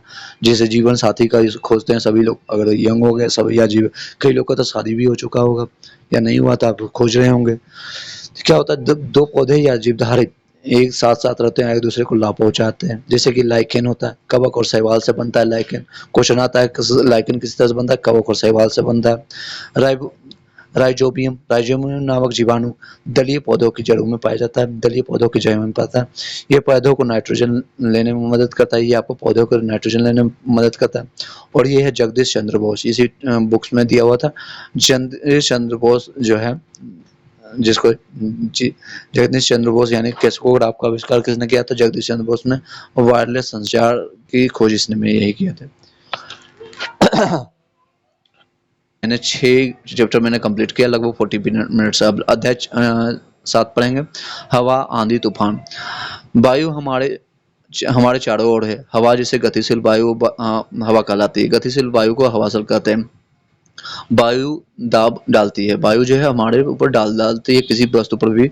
वायु के भार के कारण पृथ्वी पर जो दबाव पड़ती है उसे वायुदाब कहते हैं। वायु के भार के कारण पृथ्वी पर जो दबाव पड़ती है उसे वायुदाब कहते हैं। पेड़ की पत्तियां भी वायुदाब के कारण हिलती है। वायु गर्म होने पर फैलती है और ठंडा होने पर सिकुड़ती है। ये क्वेश्चन आता है, क्वेश्चन जहां आएगा मैं बता दूंगा, 2 बार 3 बार बस रिपीट करूंगा। ये वायु गर्म होने पर क्या होता है? वो फैल जाती है, और ठंडा होने पर सिकुड़ जाती है। ठीक है, ठंडा होने पर सिकुड़ जाती है। जैसे अगर आप ह्यूमन लाइफ में देखेंगे, कोई इंसान गर्म हो गया या फिर उसको कह सकते हैं वो ज़्यादा गुस्सा में आ गया, तो उसका चेहरे लाल हो जाएंगे, वो फैलता जाएगा उसका चेहरे। और जब वो आराम से ठंडा रहेगा तो सिकुड़ा रहेगा और आराम से रहेगा। हवा का वेग बढ़ने से दाब बढ़ जाता है, हवा का वेग अगर बढ़ता है तो वायु दाब घट जाता है, हवा का वेग अगर बढ़ता है तो वायु दाब घटता है, उल्टा होता है। घटना क्या होता है? वायुयान का उड़ना किस इसी कारण से घटता होता है। तेज हवा में छप्पर का उड़ना, ये सारी चीजें होता है जिसके कारण दाब उसका घट गया, जिसके कारण वो उड़ गया। ठीक है। हवा का वेग बढ़ने से वायु दाब उसका घटता है। आंधी जिसे काफी तेज चलने वाली हवा को आंधी कहते हैं। ठीक है। चक्रवात किसको कहते हैं? चक्रवात क्योंकि कक्षा 7 का बुक है तो उससे इसी टाइप का पॉइंट आता है, आपको ऑलरेडी पता होगा फिर भी सुन लीजिए। चक्रवात जब स्थल की ओर बहती है तो उसे तटीय क्षेत्रों में आंधी के साथ बारिश होती है। आंधी के जिसको चक्रवात में क्या होता है? आंधी के साथ में हवा के साथ साथ बारिश भी होती है। चक्रवात जो उत्तरी अमेरिका में हरिकेन एवं पूर्व एशिया में टाइफूड कहते हैं उसको। चक्रवात जो उत्तरी अमेरिका में क्या कहते हैं? उसको हरिकेन के नाम से जानते हैं। क्वेश्चन आता है वो अगर चक्रवात उत्तरी अमेरिका में किस नाम से जानते हैं? तो हरिकेन के नाम से, और पूर्वी एशिया में टाइफूड के नाम से जानते हैं। अब अध्याय 8 में आते हैं, इससे रिलेटेड इतना पॉइंट ही था 7 में। जलवायु और अनुकूलन क्या होता है? जलवायु जो किसी इलाके का किसी एक तरह का औसत मौसम अगर लंबे समय से बना रहता है तो उसे उस इलाके का जलवायु कहलाता है। जैसे जैसे कि भारत का देख लीजिए तो क्या होता है? गर्म और नम रहता है। भारत की जलवायु उष्णकटिबंधीय है, यानी कि गर्म और नम्र भी होता है। भारत में 4 ऋतुएं पाई जाती है। शीत और ऋतु जो कि जनवरी फरवरी में ज़्यादा होती है, और ग्रीष्म ऋतु मार्च से मई तक होता है। वर्षा ऋतु आपका इसमें गलत दिया हुआ, वर्षा ऋतु आपका जून से होगा, यहाँ सही कर लीजिएगा, तो टाइपिंग एरर है। जून जुलाई से स्टार्ट होता है, जून से सितंबर तक देखने को मिलता है। और मौसम ऋतु यानी कि ठंडा मौसम पक्षपात ऋतु अक्टूबर से दिसंबर में होता है। नेक्स्ट है पक्षपात यानी ओके। नेक्स्ट है भारत की जलवायु पर 2 प्रकार के मानसून का प्रभाव पड़ता है। एक उत्तर पूर्वी मानसून जिसको शीत मानसून कहते हैं, एक दक्षिण पश्चिमी मानसून है जिसको ग्रीष्म कहते हैं। और ये आपने भारत का मैप आपने देखा होगा, इस तरह से आपका है, ये सारी चीजें नीचे ऊपर, और इस तरह से आएगा सारा मानसून नीचे से, तो उसको कहेंगे उत्तर पश्चिम, यानी ऊपर उत्तर पूर्व में इस तरह से अगर ऊपर से आता है तो ये सारा शीत ऋतु आता है, इसमें इधर यहाँ से सारा चीजें आते हैं इधर से नेपाल के साइड से, तो उसको उत्तर पूर्व कहेंगे। और दक्षिण पश्चिम आपका नीचे इधर से आएगा जिसको केरल साइड से या तमिलनाडु के साइड से, उसको ग्रीष्म मानसून कहते हैं। ठीक है। दक्षिण पश्चिमी मानसून सबसे पहले केरल में, देखिए मैंने अभी बताया ये सारी चीजें, पॉइंट्स मैंने कई बार आपको समझाया। केरल राज्य से टकराती है, दक्षिण पश्चिम मानसून केरल राज्य से टकराती है। यहाँ क्या चाहिए? गर्म लाता है, ग्रीष्म रहता है। ऊंट का रेगिस्तान का जहाज कहा जाता है, ये पॉइंट था, मैंने सीआरटी से उठाया। ध्रुवीय भालू जिसको कहते हैं, ये उत्तरी ध्रुव और दक्षिणी ध्रुव के निकट वाले क्षेत्र में मिलता है, जैसे कि कनाडा, ग्रीनलैंड, स्वीडन, फिनलैंड, ये सारी चीजें हैं। इसका इसके शरीर पर बालों की मोटी परत होती है। इसका त्वचा के नीचे वसा की एक परत होती है। इसमें घूलन सूंघने की शक्ति तेज होती है। ध्रुवीय प्रदेशों में तापमान लगभग 37 डिग्री सेंटीग्रेड होता है। ध्रुवीय प्रदेशों में 6 माह रात और 6 महीने दिन होता है। ध्रुवीय प्रदेश जिसमें ये सारे जो एग्जाम्पल आपने मैंने ऊपर में आपको दिखाया सारे, जहाँ पर 6 महीने रात और 6 महीने दिन होता है, और ध्रुवीय प्रदेशों का तापमान 37 डिग्री होता है। ध्रुवीय क्षेत्रों में पाए जाने वाले जीव कस्तूरी, मृग, पेंगुइन, ध्रुवीय भालू, ये सारे। पेंगुइन क्या होता है? ये ध्रुवीय क्षेत्र में पाए जाते हैं। पेंगुइन आपका ध्रुवीय क्षेत्र में पाए जाते हैं। नेक्स्ट आप पॉइंट्स में चाहेंगे लाइक करके सब्सक्राइब कर लीजिएगा बेल घंटी को, अगर वीडियो अच्छी लगेगा। छोटी चमड़ी होती है और ये तैर भी सकता है। साइबेरियन क्रेन क्या होता है? साइबेरियन क्रेन आपका होता है, साइबेरियन से प्रवास हेतु भारत के राजस्थान एवं हरियाणा के सुल्तानपुर में सर्दियों में आता है। ये आपका साइबेरियन क्रेन किसके बारे में अगर पूछता है, साइबेरियन क्रेन क्या है, तो साइबेरियन क्रेन से प्रवास होते हेतु भारत के राजस्थान एवं हरियाणा के सुल्तानपुर में सर्दी आता है। हलमाना बंदर किसको कहते हैं? हलमाना बंदर आपका भारतीय बंदरों में सबसे अधिक पाया जाता है। भारत में बंदरों में, भारत में जितने भी बंदर हैं उसमें सबसे ज्यादा हनुमाना बंदर पाया जाता है। प्रवास हेतु यह वर्षा वन में रह सकता है, यह वर्षा वाले वन में रह सकता है आपका हनुमाना बंदर। यह कन्याकुमारी से हिमालय के फुट हिल तक एवं राजस्थान में पाया जाता है। यह टोलियों में रहता है, यानी ग्रुप बना करके रहता है। उष्णकटिबंधीय जीव जो है जैसे कि एशियाई हाथी, हनुमान, लंगूर, ये सारे उष्णकटिबंधीय जीव हैं, ये जीव है। नेक्स्ट है गंदे जल का निपटारण, अध्याय 9 है। अपशिष्ट जल जैसे झाग से भरपूर तेल, मिट्टी, तेल मिश्रित काले भूरे रंग का जल जो कई स्थानों से नालियों में मिल जाता है, अपशिष्ट जल कहलाता है। इसमें पापा चाचू का फोन दे दो। क्यों? मेरे को अभिषेक का क्या होता है निपटारा? अपशिष्ट जल झाग से भरपूर तेल मिश्रित काले भूरे रंग का जल जो होता है कई स्थानों में नलियों में होता है, ये अपशिष्ट जल कहलाता है। इसमें घुले हुए और निलंबित कण होते हैं। इसमें घुले हुए और निलंबित कण होते हैं। वलित व मल या एक जटिल मिश्रण होता है जिसमें निलंबित कण और ठोस कार्बन और अकार्बनिक अशुद्धियां, पोषक एवं मित्र, रोग वाहक जीवाणु, सूक्ष्म जीव होते हैं। कार्बनिक अशुद्धियां क्या होता है? मानव मलमूत्र, जैविक अपशिष्ट, तेल पदार्थ, फल सब्जी का कचरा इत्यादि, ये कार्बनिक अशुद्धियां होती है। और कार्बनिक अशुद्धियां क्या होता है? नाइट्रेट होता है, फॉस्फेट होता है, धातु इत्यादि।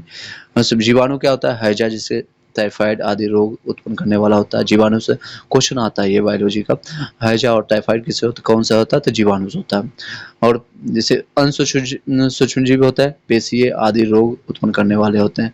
22 मार्च को विश्व जल दिवस मनाते हैं। विश्व जल दिवस मैंने इससे पहले भी बताया है। संयुक्त राष्ट्र संघ, जिसको WHO कहते हैं, ने 2005 से लेकर के 15 तक की अवधि को और जीवन के लिए जल को अंतर्राष्ट्रीय दशक के रूप में घोषित किया था, घोषित किया था। ये बुक पुरानी था तो किया था होगा, ठीक है। तो यहाँ से सारी चीजें 22 मार्च 2000 जो विश्व जल दिवस में संयुक्त राष्ट्र संघ ने 2005 से 2015 तक ये अवधि को विश्व के लिए जल को अंतर्राष्ट्रीय दशक के रूप में घोषित किया था। चलिए नेक्स्ट पार्ट पर चलेंगे। ये सारी चीजें आपको देख लीजिए, ये सारी चीजें हैं आपके। ये फिगर आपको दिख नहीं रहा है, मैं आपको बता देता हूँ, सुन लीजिए अगर आपको सुन सकते हैं तो, और नहीं तो थोड़ा सा वीडियो को आप आगे बढ़ा सकते हैं। खजनी, ये पदम, ये सारी चीजें हैं। और आप PDF आपको प्राप्त कर लीजिएगा, इसमें आपको सारी चीजें क्लियरली वहाँ पर दिखेगा। ये सारी चीजें जैसे दूषित जल है, कहाँ पर क्या क्या चीजें हैं, खुजली कैसे होता है, तो आपका लक्षण क्या होता है, उसको बदन में खुजलाना शुरू हो जाता है, कारण क्या होता है, दूषित जल से निपटाना होता है। पेशीज किसके कारण होता है, जिसको ये आप इसको देखिए, डिस्टेंट्री होता है, पेट में मरोड़ के साथ दस्त बार बार आना होता है। दूषित जल के कारण ये सारे होता है। पीने के लिए हमेशा स्वच्छ जल का उपयोग करना चाहिए रोकथाम के लिए। खुजली, जिसको स्कैबिज कहते हैं, स्कैबिज किसके कारण होता है, बदन में खुजली दूषित जल के कारण या गंदे कपड़े पहनने के कारण ये सब होता है। नहाने हेतु स्वच्छ जल का उपयोग करें, साफ सुथरे कपड़ा पहने, इसमें बताया। हाइजा किसको कहते हैं, डायरिया जिसको होता है ज्यादा और लगातार दिन तक, यानी लक्षण इसमें दिखेगा, क्या दिखेगा, तो ज्यादा और लगातार के दस्त होना, यानी कि दस्त आता है। दूषित जल और उसके भोजन का व्यवहार, मतलब भोजन अच्छा ना मिलने के कारण दूषित हाथों से भोजन खाना, ये सारी चीजें रीजन होता है। इसके लिए स्वच्छ आपको कीजिए, सब चीज खाना पीना अच्छा खाइए, बस ये रोकथाम है। पीलिया के, जिसको कहते हैं पीलिया, आपको मलेरिया जिसको कहते हैं, उससे पहले पीलिया जान लीजिए। पीलिया आपको आपको लक्षण दिखेगा, आंख, नाखून एवं पेशाब का पीला होना, पीला पीला होगा, पीला पीला होगा यानी पीलिया हो जाएगा। तो दूषित जल के कारण ये सेवन से ये पीलिया रोग होता है। और पेयजल के लिए स्वच्छ यानी मिनरल वाटर पीजिए, तो ये पीलिया रोग नहीं होगा। नेक्स्ट है आपका मेनिसिटिस यानी मस्तिष्क ज्वर, जिसको सॉरी उससे पहले मलेरिया है। मलेरिया देखिए, ये जरा दे करके बुखार होता है, जरा। मलेरिया आपका क्या है, तो जरा देकर, मतलब एक क्या होता है, जड़ से होता है, नसों में होता है, सारे चीज़ हड्डियों में होता है, दे करके बुखार आना धीरे धीरे आता है। और मादा एनाफिलीज मच्छर के काटने से ये मलेरिया होता है, मादा एनाफिलीज मच्छर के काटने से होता है।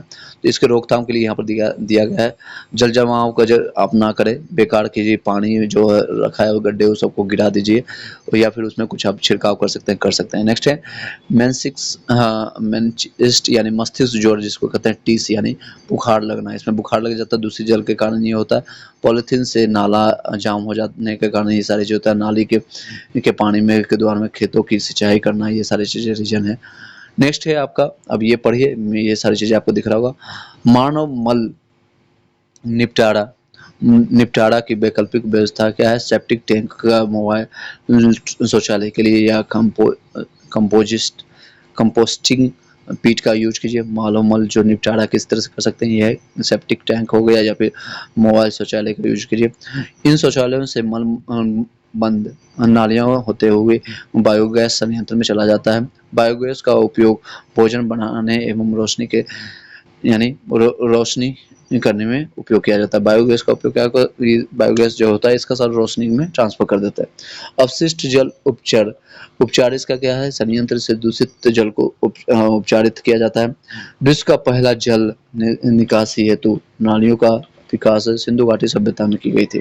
इसमें एक पॉइंट दिया होगा था, विश्व का सबसे पहले अगर क्वेश्चन आता है, सबसे पहले नालियों का विकास यानी जो जल का निकासी के लिए नालियों का विकास सबसे पहले सिंधु घाटी सभ्यता में देखने को मिलता है। हम नेक्स्ट अध्याय पढ़ेंगे, आपका है विद्युत धारा, उसके प्रभाव के बारे में जानेंगे। यहाँ पर आपको दिख रहा होगा तो ये सारी चीजें देखते जाइएगा, बताते जाइएगा। विद्युत सेल है आपका, इस तरह से आपका विद्युत सेल आपको दिखने का, बैटरी रहेगा और इसका संकेतक इस तरह से रहेगा। क्वेश्चन आ भी जाते हैं। बल्ब आपके इस तरह से रहेगा और ये टंगस्टन फिलामेंट का इसका संकेत रहेगा। स्विच की ऑन ऑफ की स्थिति इस तरह से रहता है और इसके दो बिंदु से इसको डिनोट करते हैं। स्विच ऑफ की स्थिति में इस तरह से रहेगा, आपका ये प्लग हट जाएगा और ऑफ इस स्थिति रहेगा। बैटरी का सूचक ये है और इस तरह से इसको डिनोट करते हैं।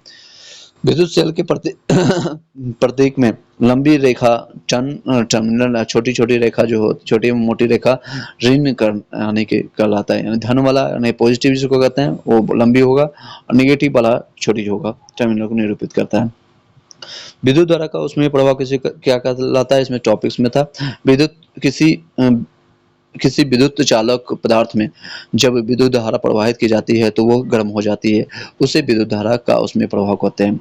जो विद्युत धारा का उसमें प्रभाव किसको कहते हैं, किसी विद्युत चालक पदार्थ में जब किसी विद्युत धारा को प्रवाहित की जाती है तो गर्म हो जाते हैं, उसे विद्युत धारा का उसमें प्रभाव कहते हैं। खोज किसने किया था, क्रिस्चियन ऑस्कॉर्ड ने किया था, ऑस्टॉक्स ने किया था, क्रिस्चियन ऑस्टॉक्स ने किया था। क्वेश्चन आता है विद्युत धारा का उसमें प्रभाव की खोज किसने किया था, तो क्रिस्चियन ऑस्टॉक्स ने किया, क्रिस्चियन ऑस्टॉक्स ने किया है। और नेक्स्ट पॉइंट है उपयोग कहाँ कहाँ करते हैं, देख लीजिए, बहुत इंपॉर्टेंट है। खाना बनाने वाला हीटर के रूप में, पानी गर्म करने के हीटर में, विद्युत अपघटन के रूप में, गीजर में हम करते हैं, विद्युतीय केतली में करते हैं, इलेक्ट्रिक केटल जिसको कहते हैं, हेयर ड्रायर में करते हैं और फिर रूम हीटर में करते हैं। आपको समझ आ गई होगी, फिर से बता देता हूँ। विद्युत धारा का उसमें प्रभाव किसको कहते हैं, पहले ये जानिए। किसी विद्युत चालक पदार्थ में जब विद्युत धारा प्रवाहित की जाती है, विद्युत चालक रहेगा तभी तो विद्युत धारा प्रवाहित की जाती है, तो वह गर्म हो जाती है। तो क्या होता है, वह गर्म हो जाती है, उसे विद्युत धारा का उसमें प्रभाव होता है। जिस चालक में जिसमें जैसे रोड हो गया, आपके एग्जांपल में हेयर ड्रायर हो गया, गीजर हो गया, उस इलेक्ट्रिक रोड में आपका विद्युत धारा उसमें गर्म हो जाती है और उससे पानी गर्म होता है या गीजर होता है, फिर जो भी होता है, या फिर खाना बनाने का काम आता है। ये सारे, इसका खोज किसने किया था, क्रिस्चियन ऑस्कर्ट ने, क्रिस्चियन ऑस्टॉक्स ने किया, क्रिस्चियन ऑस्टॉक्स ने किया। ये टॉपिक्स अब नेक्स्ट पॉइंट्स पे चलते हैं। अब चलिए लाइक करके सब्सक्राइब करके बेल घंटी दबा लीजिएगा। चलिए नेक्स्ट पॉइंट पर देखिए, किसी तार द्वारा उत्पन्न ऊष्मा का परिणाम उस तार के पदार्थ की लंबाई और मोटाई पर निर्भर करता है। उसके जो धारा का उसमें प्रभाव जो होता है, ऊष्मा जो होता है, अब किस पर डिपेंड करता है, एक एल पर करेगा और उसकी थिकनेस कितनी है, टी पर डिपेंड करेगा। चलिए, विद्युत फ्यूज जो होता है गलनांक कम होता है, प्रतिरोध ज्यादा होता है। इसमें जो होता है गलनांक कम होता है और प्रतिरोध ज्यादा होता है। प्रतिरोध यानी आर, उसका रेजिस्टेंस ज्यादा होगा। चलिए नेक्स्ट पॉइंट पर, जब यह एक सुरक्षा युक्त तो है, जो विद्युत फ्यूज होता है, फिर सब जगह घर में देखेंगे एक विद्युत फ्यूज नहीं यूज होता है, फ्यूज होता है, इलेक्ट्रिक फ्यूज जिसको कहते हैं, जो विद्युत परिपथ को क्षति एवं शॉर्ट सर्किट से के कारण लगने वाली आग सुरक्षा को बचाने के प्रदान करता है। आजकल फ्यूज तार की जगह एमसीबी का लगाए जाते हैं। एमसीबी का होता है, फुल फॉर्म क्या है, miniature circuit breaker. Miniature circuit breaker होता है। सीएफएल का मतलब होता है कॉम्पैक्ट फ्लोरोसेंट लैंप होता है, सीएफएल जो यूज करते हैं हम लोग बल्ब में। सीएफएल में फास्फोरस की कोटिंग वाली पतली ट्यूब होती है, जिस यह ऊष्मा को कम उत्सर्जित करता है और कम उत्सर्जित मतलब कम वोल्टेज खाने के बावजूद भी कम आपका इलेक्ट्रिक एनर्जी यूज करने के बाद भी अच्छा रोशनी देता है। नेक्स्ट है विद्युत धारा का चुंबकीय प्रभाव। जब किसी चालक से विद्युत धारा प्रवाहित की जाती है तो तब चालक के चारों ओर क्या है, तब चालक के चारों ओर चुंबकीय क्षेत्र उत्पन्न होता है, उसे विद्युत धारा का चुंबकीय प्रभाव कहते हैं। इसका खोज क्रिस्चियन ऑस्टर ने किया था। उपयोग आपका विद्युत घंटी या विद्युत मोटर या फिर टेलीफोन में करते हैं। ये सेम चीज़ है विद्युत धारा का, उसमें जैसे मैंने ऊपर में बताया था अभी, उसमें प्रभाव इसमें क्या होता है, सब चीज़ सेम ही है। किसी चालक के से विद्युत धारा की प्रवाहित की जाती है तो चालक के चारों ओर चुंबकीय क्षेत्र उत्पन्न हो जाता है, यानी मैग्नेटिक उत्पन्न हो जाता है, तो उसे चुंबकीय क्षेत्र का प्रभाव कहते हैं। इसको क्रिस्टियन ओस्टर ने किया था। सेम पर्सन है और सेम परिभाषा भी दिया है, और इसका उपयोग करते हैं विद्युत घंटी, इलेक्ट्रिक मोटर, टेलीफोन में। अब अध्याय 11 आता है, रेशम से वस्त्र तक, यानी ऊन प्राप्ति के लिए इसके स्रोत क्या है, ऊन कहाँ कहाँ से प्राप्त करते हैं। कहीं कहीं देखिए स्पेलिंग मिस्टेक है, तो आप इस पर ध्यान दीजिए, प्राप्ति होगा यहाँ पर। जैसे कि पेड़, भेड़, ये आपका स्रोत कहाँ से, भेड़ से प्राप्त, भेड़ से होती है, भेड़ पहाड़ी बकरी से, ऊँट या नामा अल्फेका से प्राप्त होता है। अल अंगोरा नस्ल बकरी का होता है, अंगोरा एक बकरी का नस्ल है, ऊन की प्राप्ति होती है इससे। यह जम्मू कश्मीर के पहाड़ी इलाका में पाया जाता है। पश्मीना शॉल इन्हीं के, पश्मीना शॉल जो फेमस है आपका, इन्हीं के ऊन से बनाया जाता है। या कि ऊन तिब्बत एवं लद्दाख में पाई जाती है। यहाँ तक कि जो है ऊन, यहाँ की ऊन जो है, ऊन यहाँ पर लिखा है, गलत लिखा हुआ है, यहाँ पर ऊन इस तरह से होगा, ऊन, ठीक है। ऊन जो तिब्बत और लद्दाख में प्रचलित है, याक की ऊन। और जो रेशा जंतुओं से प्राप्त होता है उसे जांतव रेशा कहते हैं, जांतव रेशा कहते हैं। जैसे ऊन और रेशम, ऊनी कपड़ा उष्मारोधी का काम करता है, ऊनी कपड़ा आपका ऊष्मा का रोधी का काम करते हैं। व्यावसायिक संकट के लिए, व्यावसायिक संकट अब बढ़, किसी भी उपयोग में जोखिम को झेलना व्यावसायिक संकट कहलाता है, इसे शॉर्ट डिजीज भी कहते हैं। उन उद्योग के छटाई विभाग से काम करने वाले व्यक्ति को एंथ्रेक्स जीवाणु से संक्रमित हो जाता है। सबसे पहले रेशम उद्योग चीन में शुरू हुआ था। जिस मार्ग से चीनी यात्री रेशम का व्यापार करते थे उसे रेशम मार्ग कहते थे। रेशम का रेशम कीट से प्राप्त होता है, रेशम का रेशा रेशम कीट से प्राप्त होता है। रेशम कीट का पालन सेरिकल्चर कहलाता है। ये क्वेश्चन आता है कई बार, रेशम कीट पालन को किसको क्या कहते हैं, उसको तो सेरिकल्चर कहलाता है वो आपका, सेरिकल्चर। तसर सिल्क कीट से रेशमी वस्त्र बनाया जाता है, तसर सिल्क से रेशमी वस्त्र बनाया जाता है। रेशे निकलने से लेकर के धागा बनाने की विधि को, की प्रक्रिया को रेशम रीलिंग कहलाता है। रेशम निकलने से धागा बनाने की विधि को रेशम प्रक्रिया रेशम रीलिंग कहलाता है। इस चैप्टर में इतना ही था। नेक्स्ट पर चलते हैं क्योंकि 1 घंटा हो चुका है। अब कोई चैप्टर पूरा 7 हम कंप्लीट करेंगे, उसके बाद फिर 8 क्लास का पढ़ना बताएंगे, फिर 9th और 10th लगभग 4 से 5 घंटा अभी आज कंप्लीट करने में लगेगा। चलिए नेक्स्ट है, क्योंकि पूरा मैंने जिम्मा लिया है, पूरा साइंस हम कंप्लीट करेंगे, पूरा आर्ट्स ईवीएस का ऑलरेडी मैंने कंप्लीट कर दिया ऑडियो फॉर्मेट में, उसको जाकर देख सकते हैं। अम्ल और लवण क्या होता है, अम्ल और लवण। अम्ल स्वाद में खट्टा और क्षार जो होता है स्वाद में कड़वा होता है।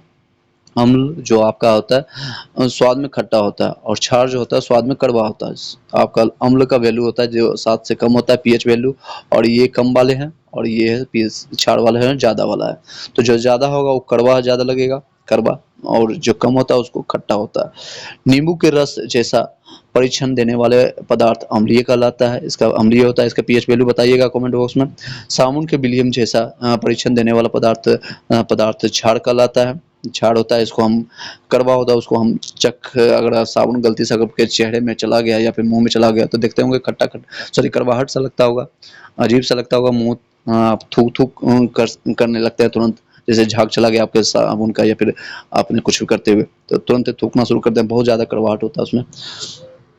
सूचक क्या है, इंडिकेटर क्या है, वे पदार्थ जिनके द्वारा अम्ल और क्षारीय होने के जांच करते हैं सूचक कहलाते हैं। जिससे भी इस सिंपल इंडिकेटर क्या है, जैसे वो उदाहरण के हल्दी, लिटमस, गुलाब की पंखुड़ी, गुलहड़ के, ये सारी चीजें इंडिकेटर, इससे हम पता करते हैं। लिटमस का जिसे कैसे यूज करेंगे, ये एक प्राकृतिक सूचक है, यह लाइकेन से बना होता है, यह लवक, कवक और शैवाल के जीवी संघ है, यह कवक और शैवाल के सहजीवी संघ है। नींबू का रस उड़हुल के रंग के गहरा और गुलाबी मैजेंटा को देता है। उड़हुल का जो रंग होता है आपका, नींबू का रस होता है उड़हुल के रंग के गहरा और गुलाबी मैजेंटा कर देता है। नेक्स्ट अब पॉइंट्स पर चलते हैं। साबुन का विलयन हल्दी को लाल कर देता है। साबुन का जो विलयन होता है, जो कि यानी कि ये क्षार होता है, वो लाल कर देता है, हल्दी को लाल कर देता है और अड़हुल को हरा कर देता है। अम्ल नीले लिटमस को लाल कर देता है। ये हमेशा क्वेश्चन आता है। अम्ल जो आता है यानी एसिड जो आता है, आपका अम्ल होता है जो नीले को क्या करता है, लाल में बदल देता है, यानी ब्लू को रेड में कर दिया। कौन कर दिया, एसिड ने किया था। ABR याद रखिएगा, ABR यानी एसिड ने क्या किया, ब्लू को रेड कर दिया। ठीक है, यानी अम्ल को नीले को लाल कर दिया। ओ नीला, नीला ओ नीले कर दिया, अनिल कर दिया, क्या कर दिया, अनिल कर दिया। अनिल मतलब कि अ मीन्स अम्ल, नो मीन्स नीला और लो मीन्स ला, अनिल हो गया। अनिल, अनिल नाम याद रखिएगा। अनिल आपके दोस्त का नाम होगा, किसी फ्रेंड का होगा, किसी भाई का। अनिल याद रखिएगा, अनिल से याद होगा, क्योंकि ये फॉर्मूला आपको कहीं नहीं मिलेगा। अनिल यानी अम्ल नीला को लाल कर दिया। ठीक है, नीला को लाल कर दिया। नेक्स्ट है, बहुत बार क्वेश्चन आते हैं, अलग अलग एग्जामिनेशन आपको देखने को मिलेगा। नेक्स्ट है, अम्ल लाल लिटमस को कोई लाल लिटमस पर कोई प्रभाव नहीं डालता है। लाल लिटमस पर कोई भी प्रभाव नहीं, लेकिन नीला लिटमस होता है तो उसको लाल कर देता है। चलिए नेक्स्ट है, वह विलियम जिसका, ये अगर वीडियो ये आपको फॉर्मूला अच्छा लगा, लाइक करके सब्सक्राइब करके बेल घंटी दबा लीजिएगा, और हमें कांटेक्ट करके आप कोई भी डाउट होता है, कोई क्वेश्चन आप पूछ सकते हैं। वह विलियम जिसका नीला और लाल लिटमस पेपर पर कोई प्रभाव नहीं पड़ता है, उसे उदासीन विलयन कहते हैं। जैसे कि उदासीन विलयन जैसे अम्ल और क्षार से बना होता है। उदासीनीकरण किसका होता है, अम्ल और क्षार मिलकर के लवण प्लस जल प्लस उष्मा बनाता है। जैसे अम्ल में आपका हो गया HCl यानी कि, और उसके बाद क्षार में हो गया NaOH सोडियम हाइड्रोक्साइड, और बनाता है NaCl plus water plus heat बनता है। चींटी के काटने के ऊपर त्वचा में फॉर्मिक अम्ल यानी फॉर्मुलिक अम्ल जाता है, जिससे हम जलन होती है। फॉर्मुलिक का फॉर्मूला देख लीजिएगा, CH2O2 है, CH2O2 है, CH2O2 है। फॉर्मिक अम्ल ये बुक में दिया हुआ था, आपको बता रहा है। चींटी के काटने पर त्वचा में क्या होता है, कौन सा अम्ल वो काट निकलता है, डंक मारता है तो फॉर्मिक अम्ल निकलता है, उसका फॉर्मूला CH2O2 होता है। फॉर्मूला नहीं पूछता, लेकिन फॉर्मिक अम्ल जरूर याद रखिएगा, जिससे जलन होती है, जलन रोगी होते हैं। चलिए नेक्स्ट पॉइंट पर देखिए, मिट्टी की अम्लता को दूर करने के लिए मिट्टी में कैल्शियम ऑक्साइड यानी कि कैल्शियम और CaO और कैल्शियम हाइड्रोक्साइड यानी CaOH जैसे क्षार का उपयोग किया जाता है। मिट्टी की क्षारीयता को दूर करने के लिए मिट्टी में जैव पदार्थ मिलाया जाता है। मिट्टी की क्षारीयता को अगर दूर करते हैं, यानी कि बेस को दूर करना है, यानी 7 से ज़्यादा उसकी जो वैल्यू होती है, उसको दूर करने के लिए क्या चीज़ हम दूर करने के लिए, मिट्टी की क्षारीयता को दूर करने के लिए मिट्टी में जैव पदार्थ मिलाया जाता है। दांतों का क्षय अम्ल के कारण होता है। जो दांतों में अगर कुछ भी गिरावट आती है, कुछ भी होता है, तो उसके कारण क्या होता है, अम्ल के कारण होता है। अम्ल वर्षा भवन ऐतिहासिक इमारतें जंतु की क्षति पहुंचाती है। अम्ल वर्षा भवन जो होता है, ऐतिहासिक इमारतें, पौधे, जंतु को क्षति पहुंचाती है। कार्बन, नाइट्रोजन, सल्फर डाइऑक्साइड जैसे सल्फर डाइऑक्साइड गैस वर्षा जल में घुलकर क्रमशः कार्बनिक अम्ल, नाइट्रिक अम्ल और सल्फ्यूरिक अम्ल बनाती है, जो अम्ल वर्षा के रूप में पृथ्वी पर आते हैं। फिर से बता देता हूँ, कार्बन, नाइट्रोजन और सल्फर डाइऑक्साइड SO2 जिसको कहते हैं, जैसे गैस जल में घुल करके कार्बनिक अम्ल और नाइट्रिक अम्ल, ये देख लीजिए, नाइट्रिक अम्ल और सल्फ्यूरिक अम्ल बनाती है, जो कि अम्ल वर्षा के रूप में पृथ्वी पर आते हैं। अब अम्ल का नाम और किस में पाया जाता है, ये देख लीजिए। सिट्रिक अम्ल आपका सिरका में पाया जाता है। फॉर्मिक अम्ल चींटी का डंक में पाया जाता है। चींटी हो या फिर आपका बिच्छू हो, उसमें भी वही होता है।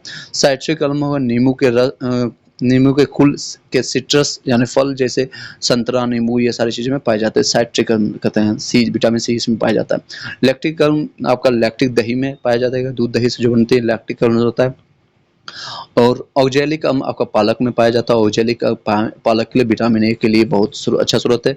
और एस्कॉर्बिक अम्ल विटामिन जिसको कहते हैं विटामिन सी होता है। एस्कॉर्बिक अम्ल आपका आंवला, सिट्रस, फल, ये सारी चीज़ों में होता है। और टार्ट्रिक अम्ल इमली, अंगूर, कच्चे आम, ये सारी चीज़ में टार्ट्रिक अम्ल पाए जाते हैं। फिर से रिपीट कर देता हूँ कि ये चार्ट बहुत इंपॉर्टेंट है। इसको आप स्क्रीनशॉट लेना चाहते हैं तो आप इस तरह से ले सकते हैं स्क्रीनशॉट, नो डाउट काफ़ी हेल्पफुल रहेगा इसमें। एसिटिक अम्ल सिरका में पाया जाता है। फॉर्मिक अम्ल चींटी का डंक में पाया जाता है। साइट्रिक अम्ल नींबू के रस जैसे संतरा, नींबू में पाया जाता है। लैक्टिक अम्ल आपका दही में है। और जेलिक अम्ल पालक में। विटामिन सी जो है। और एस्कॉर्बिक अम्ल, एस्कॉर्बिक एसिड जिसको कहते हैं आंवला और सिट्रस फल में पाया जाता है। टार्ट्रिक अम्ल अंगूर और कच्चे आम में पाया जाता है। चलिए नेक्स्ट अध्याय पर चलते हैं। अध्याय 13 है, मिट्टी के बारे में जानेंगे। मिट्टी का निर्माण पवन, जल और जलवायु की क्रिया से चट्टानों में अपक्षय, टूटने फूटने से मिट्टी बनता है। चलिए वीडियो लाइक करके सब्सक्राइब करके बेल घंटी दबा लीजिएगा, क्योंकि बार बार बोलेंगे नहीं हम आपको, और इस तरह के और भी कंटेंट देखने के लिए, क्योंकि सारा खेल हम खत्म करेंगे, जीएस का सारा खेल खत्म करेंगे और नस्तनाबूद कर देंगे हम। चाहे जिस भी एग्जामिनेशन में जा रहे हैं, चाहे बिहार टीचर्स में हम गए तो उसमें आपको अच्छा नंबर लाना है तो लाना है। 60 70 80 नंबर होता है, जितना आता है सही सही लगा खाइए। ह्यूमस क्या होता है? ह्यूमस मिट्टी में उपस्थित सड़े गले जैव पदार्थों को ह्यूमस कहते हैं। ह्यूमस मिट्टी में उपस्थित सड़े गले पदार्थ को ह्यूमस कहते हैं। मिट्टी का प्रकार उसमें पाए जाते हैं, मिट्टी का प्रकार उनमें पाए जाने वाले चट्टानों के कण के आधार पर होता है। जैसे पहला बलुई मिट्टी होता है, इस मिट्टी में बड़े कण का अनुपात ज़्यादा होता है। बलुई मिट्टी में होता है, बड़े कण का अनुपात ज़्यादा होता है। इसके कण जो होता है अपेक्षाकृत बड़े होने के कारण इसके बीच रिक्त स्थान होते हैं। ठीक है, ज़्यादा होने के कारण इसमें रिक्त स्थान होगा। जैसे कोई लोग बड़ा हो जाता है, उसमें देखते हैं एक भेदभाव आ जाती है, वो रिक्त हो जाती है, खालीपन हो जाता है। ये रिक्त स्थान वायु से भर जाते हैं, वायु से भरे होते हैं। वायु के कणों के बीच में कुछ के बीच में से जल निकासी तेजी से होता है। ये सारी चीजें हैं मिट्टी के बारे में। चिकनी मिट्टी के बारे में जानते हैं। दोलमा मिट्टी है, क्या है? भारत में सबसे ज्यादा आपको जलोढ़ मिट्टी पाई जाती है। कुछ नहीं, यही आता है सिंपल। जो आप मेरे वर्ड को सुनिए, कि जो चीजें बताता हूँ उसी से आपको डायरेक्ट क्वेश्चन देखने को मिलेगा। चलिए चिकनी मिट्टी के बारे में सुनिए। इस मिट्टी में सूक्ष्म कणों का अनुपात ज़्यादा होता है। इसमें नमी ज़्यादा देर तक बनी रहती है। खिलौना, बर्तन आदि बनाने में काम आते हैं। चिकनी मिट्टी के, जैसे चिकनी वाली मिट्टी देखते होंगे, जितने भी खिलौने इससे बनते हैं, इसमें क्या है, सूक्ष्म कणों का अनुपात ज़्यादा होता है। अब होता है दोमट मिट्टी। दोमट मिट्टी आप सुन लीजिए, ये सारी चीज़ें कहानी है और सारे एक एक पॉइंट्स के रूप में एक चीज़ में कंप्लीट करेंगे। इसमें एक सांस में कंप्लीट करने की कोशिश करेंगे। दोमट मिट्टी, इसमें छोटे कण और बड़े कणों का अनुपात समान होता है। दोमट मिट्टी, इसमें हुमस आपका अच्छी होती है। चिकनी से कम लेकिन चिकनी से कम होती है हुमस से। खेती के लिए अच्छी मिट्टी होती है। जलधारा क्षमता अच्छी होती है। चिकनी से कम, लेकिन चिकनी से कम होती है। चिकनी मिट्टी और दोमट मिट्टी में उगने वाले पौधे दोनों जलधारा में क्षमता ज़्यादा है। जैसे कि एग्जांपल गेहूं, मक्का, चना, ये सारे दोमट मिट्टी में होते हैं। आदर्श मिट्टी के रूप में जैव पदार्थ में समृद्ध होता है। अच्छी जलधारा क्षमता होती है इसमें। दोमट और बालू मिट्टी में उगने वाले पौधे जो होते हैं, ये जैसे कि अरहर, मसूर दाल, अन्य दाल, आलू, ये सारे हैं। अपवर्तन क्या होता है? पवन, पानी अर्थात बर्फ द्वारा मिट्टी की ऊपरी परत का घटना अपवर्तन कहलाता है। फिर से समझिए, अपवर्तन क्या होता है? पवन, पानी अर्थात बर्फ द्वारा मिट्टी की ऊपरी सतह का घटना। ऊपरी सतह का घट गया, उड़ गया, समझ लीजिए, एक विजुअलाइज कीजिए, तो उसको क्या कहते हैं? अपवर्तन कहते हैं। ऊपर का भाग हट गया, दान में दे दिया। पेड़ पौधे मृदा अपवर्तन को रोकता है। पेड़ पौधे जो होते हैं, ये सारे मिट्टी को अपवर्तन से होने से रोकता है, नहीं बढ़ने से रोकता है। नेक्स्ट अध्याय चलेंगे, 14 नंबर है पौधों में संवाहक उत्तक। पौधों में संवाहक उत्तक है, इसमें ज़्यादा है नहीं, छोटा सा पॉइंट है, इसको एक सांस में इसको कंप्लीट करेंगे। दोबारा रिपीट आप कर लीजिएगा, मैं ऐसा समझ सकता हूँ। मूल रोम किसको कहते हैं? पौधों के जड़ों में आगे जैसी संरचना होते हैं, जिसे मूल रोम कहते हैं। यह मृदा से जल और खनिज का अवशोषण होती है। यह मृदा से जल और खनिज का अवशोषण करती है। अवशोषित जल को पत्तियों पर तक पहुंचाया जाता है। संवहन किसको कहते हैं? जब जल, खनिज, लवण एवं भोजन का पौधों के विभिन्न भागों तक पहुंचाना संवहन कहलाता है। संवहन वो होता है जल, खनिज, लवण एवं भोजन का पौधों के विभिन्न भागों तक पहुंचाना संवहन कहलाता है। अगर यही 14 चैप्टर अगर आपने खुद से पढ़ा होगा या फिर बुक से पढ़ा होगा तो कई दिन लग जाते हैं, 6-7 दिन लग जाते हैं शायद, तब तक आपको दिमाग में नहीं रहती। आप इसको 1-2 घंटे का, जो 1.5 घंटे का वीडियो है, आप दोबारा दे सकते हैं। 2 घंटे 3 घंटे में रिवाइज हो जाएगा। चलिए नेक्स्ट है, पौधों में संवहन उत्तक क्या होता है? जाइलम के रूप में होता है, जल और खनिज का लवण का होता है संवहन। फ्लोएम क्या होता है? भोजन का संवहन होता है। बाष्पोत्सर्जन पौधों में जल एवं जलवाष्प के रूप में निकलना बाष्पोत्सर्जन कहलाता है। बाष्पोत्सर्जन पौधों में जल और जो होता है वाष्प के रूप में निकल जाता है, उसको बाष्पोत्सर्जन कहते हैं। तापमान बढ़ने से ये तेज हो जाती है, दिन में बढ़ जाता है और रात में घट जाता है। हवा तेज होने से बढ़ जाती है, आर्द्रता बढ़ने से घट जाती है। बाष्पोत्सर्जन पत्तियों में के रंध्रों से होती है। लास्ट का 4 पॉइंट है, इसको फिर से बता देता हूँ कि इससे क्वेश्चन बनती है बहुत सारे, ये सुन लीजिए। बाष्पोत्सर्जन क्यों होता है आपको पता चल गया, क्योंकि जल वाष्प के रूप में ये सारे पौधों में जल जो होता है वो उसके वाष्प के रूप में निकलना और बाष्पोत्सर्जन कहलाता है। तापमान बढ़ने से ये तेज हो जाती है ये सारी चीजें, दिन में बढ़ जाता है और रात में घट जाती है। हवा तेज होने से ये भी बढ़ जाती है, आर्द्रता घटने से घट जाती है, बढ़ने से वो घट जाती है। बाष्पोत्सर्जन पत्तियों में रंध्रों में होती है। चलिए जीवों में शोषण क्या होता है इसके बारे में ये पॉइंट्स दिया होता है सीआरटी बुक्स में, आप देख सकते हैं। अंतःश्वसन पहले पॉइंट है। अंतःश्वसन किसको कहते हैं? ऑक्सीजन युक्त हवा शरीर के अंदर ले जाने की क्रिया को अंतःश्वसन कहते हैं। अंतःश्वसन कहते हैं यानी ऑक्सीजन के साथ साथ जो हवा हमारे साथ जाती है, तो उसमें क्योंकि ऑक्सीजन की मात्रा जितनी होगी, ऑक्सीजन पता है हवा में कितना होता है, सिर्फ 21%, 78% नाइट्रोजन होता है, बाकी के अन्य तत्व होते हैं। ये साथ में ले जाने के लिए इसको अंतःश्वसन कहते हैं। प्रकाश संश्लेषण क्रिया के फलस्वरूप जो ऑक्सीजन मुक्त होता है उसका उपयोग सभी जीव करते हैं। प्रकाश संश्लेषण की क्रिया के फलस्वरूप जो भी ऑक्सीजन मुक्त होता है वो उसको उसका जीव कहते हैं, उसको सभी जीव करते हैं, सभी हम लोग सभी लोग करते हैं।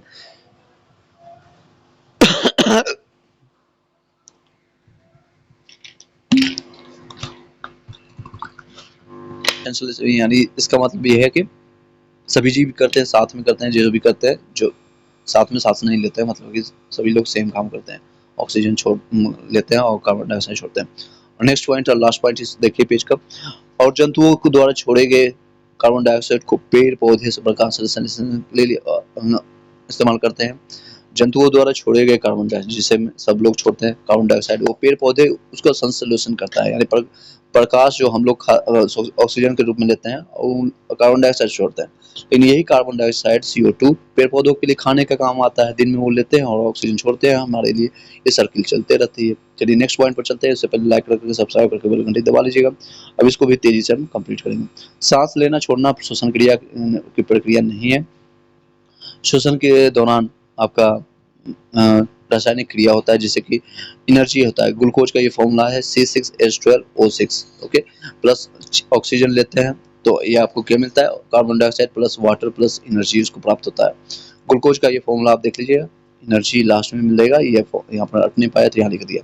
ये आपका ग्लूकोज है, प्लस ऑक्सीजन मिलता है, उस पर कार्बन डाइऑक्साइड और प्लस वाटर फिल्म आपको एनर्जी मिलता है। नेक्स्ट श्वसन क्रिया के ऑक्सीजन की उपस्थिति और अनुपस्थिति में होता है, क्या दोनों में होता है। देखिए ऑक्सीजन शोषण से, जब शोषण की क्रिया में ग्लूकोज का अपघटन ऑक्सीजन की उपस्थिति में होता है तो उसे ऑक्सीशोषण की उपस्थिति में होता है। इस प्रकार का शोषण उच्च वर्गीय पौधे एवं जंतुओं में होता है। अनऑक्सी शोषण क्या होता है?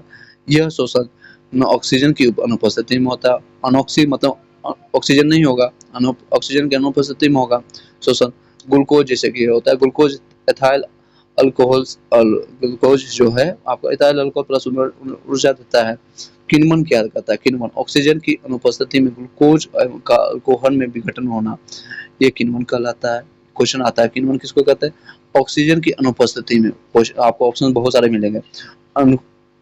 ऑक्सीजन की अनुपस्थिति में ग्लूकोज का अल्कोहल में विघटन होना, मतलब ग्लूकोज अल्कोहल में डिफाइड बदलता है तो उसको, इस विघटन को क्या कहते हैं? किण्वन कहलाता है।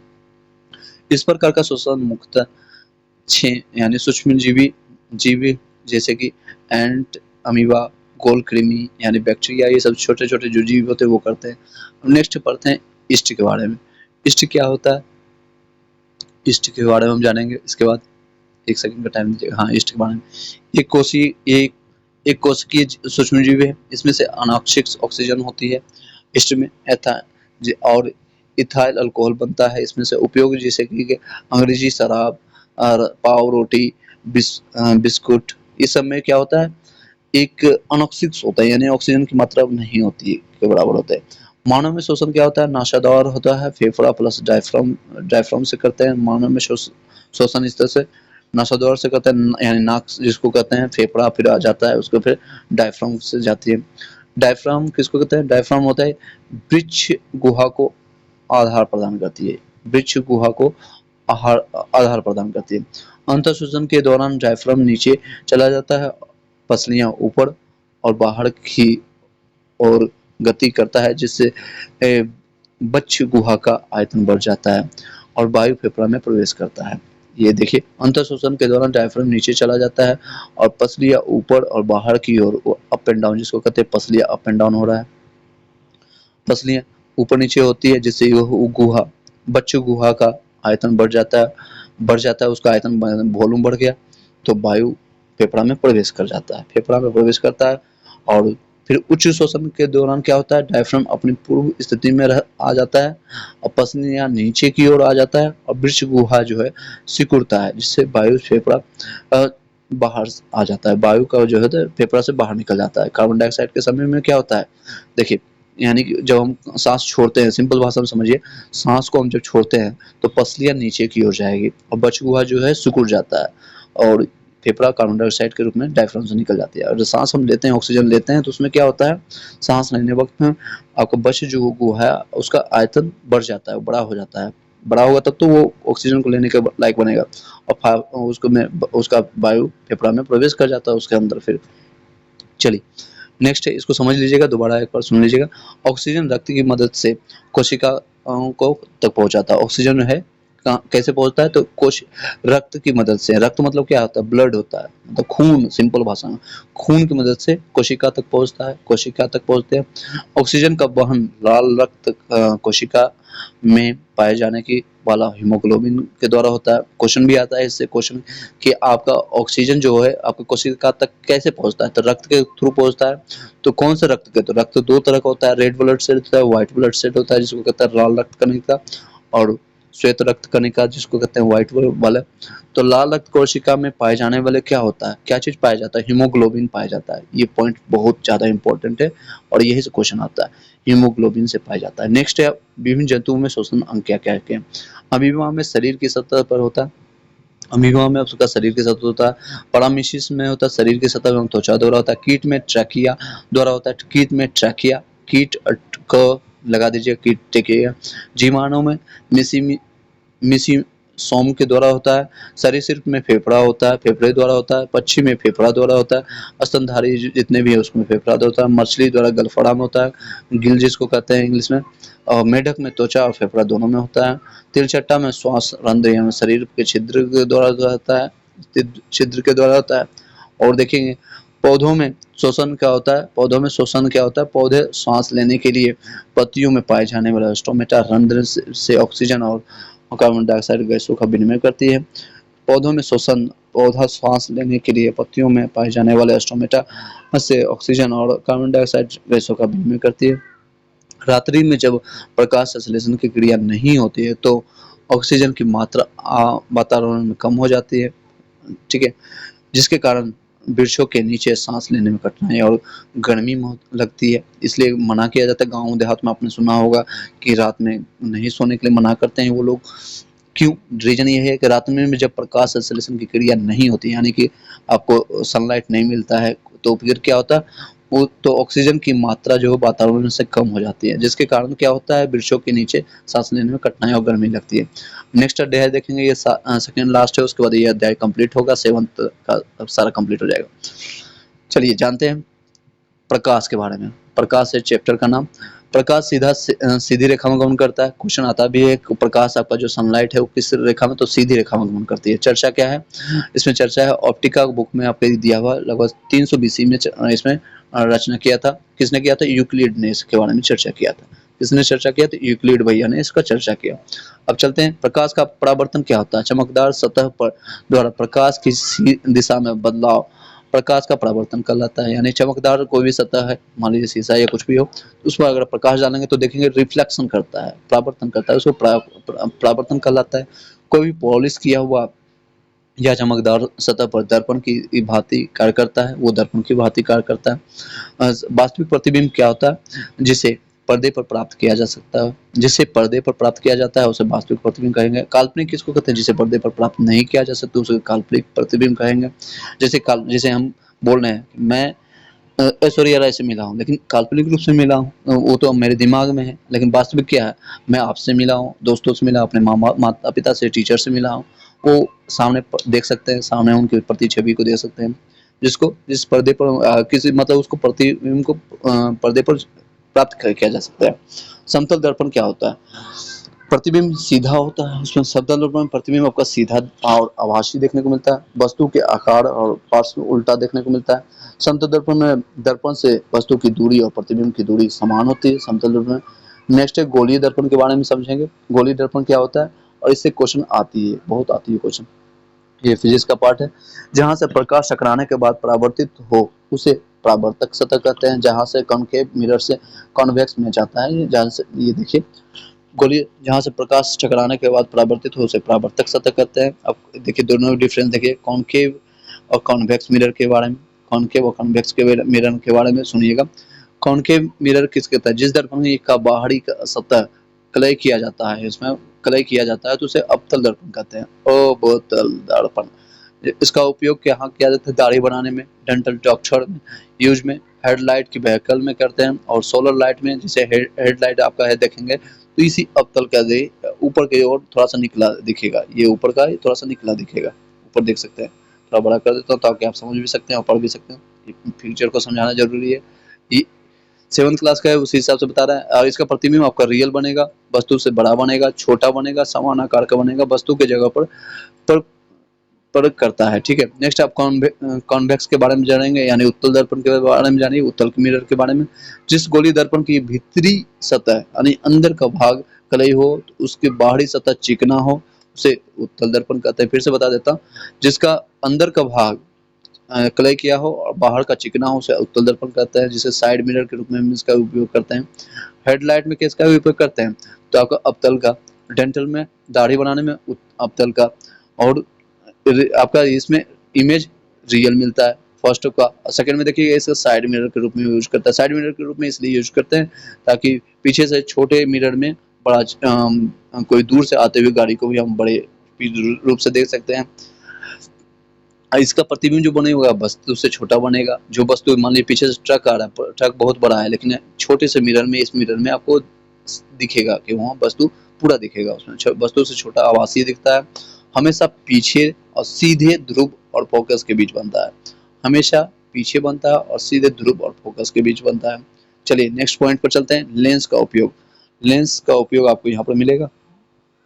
लेंस का उपयोग चश्मा और दूरबीन, कैमरा आदि के रूप में होता है।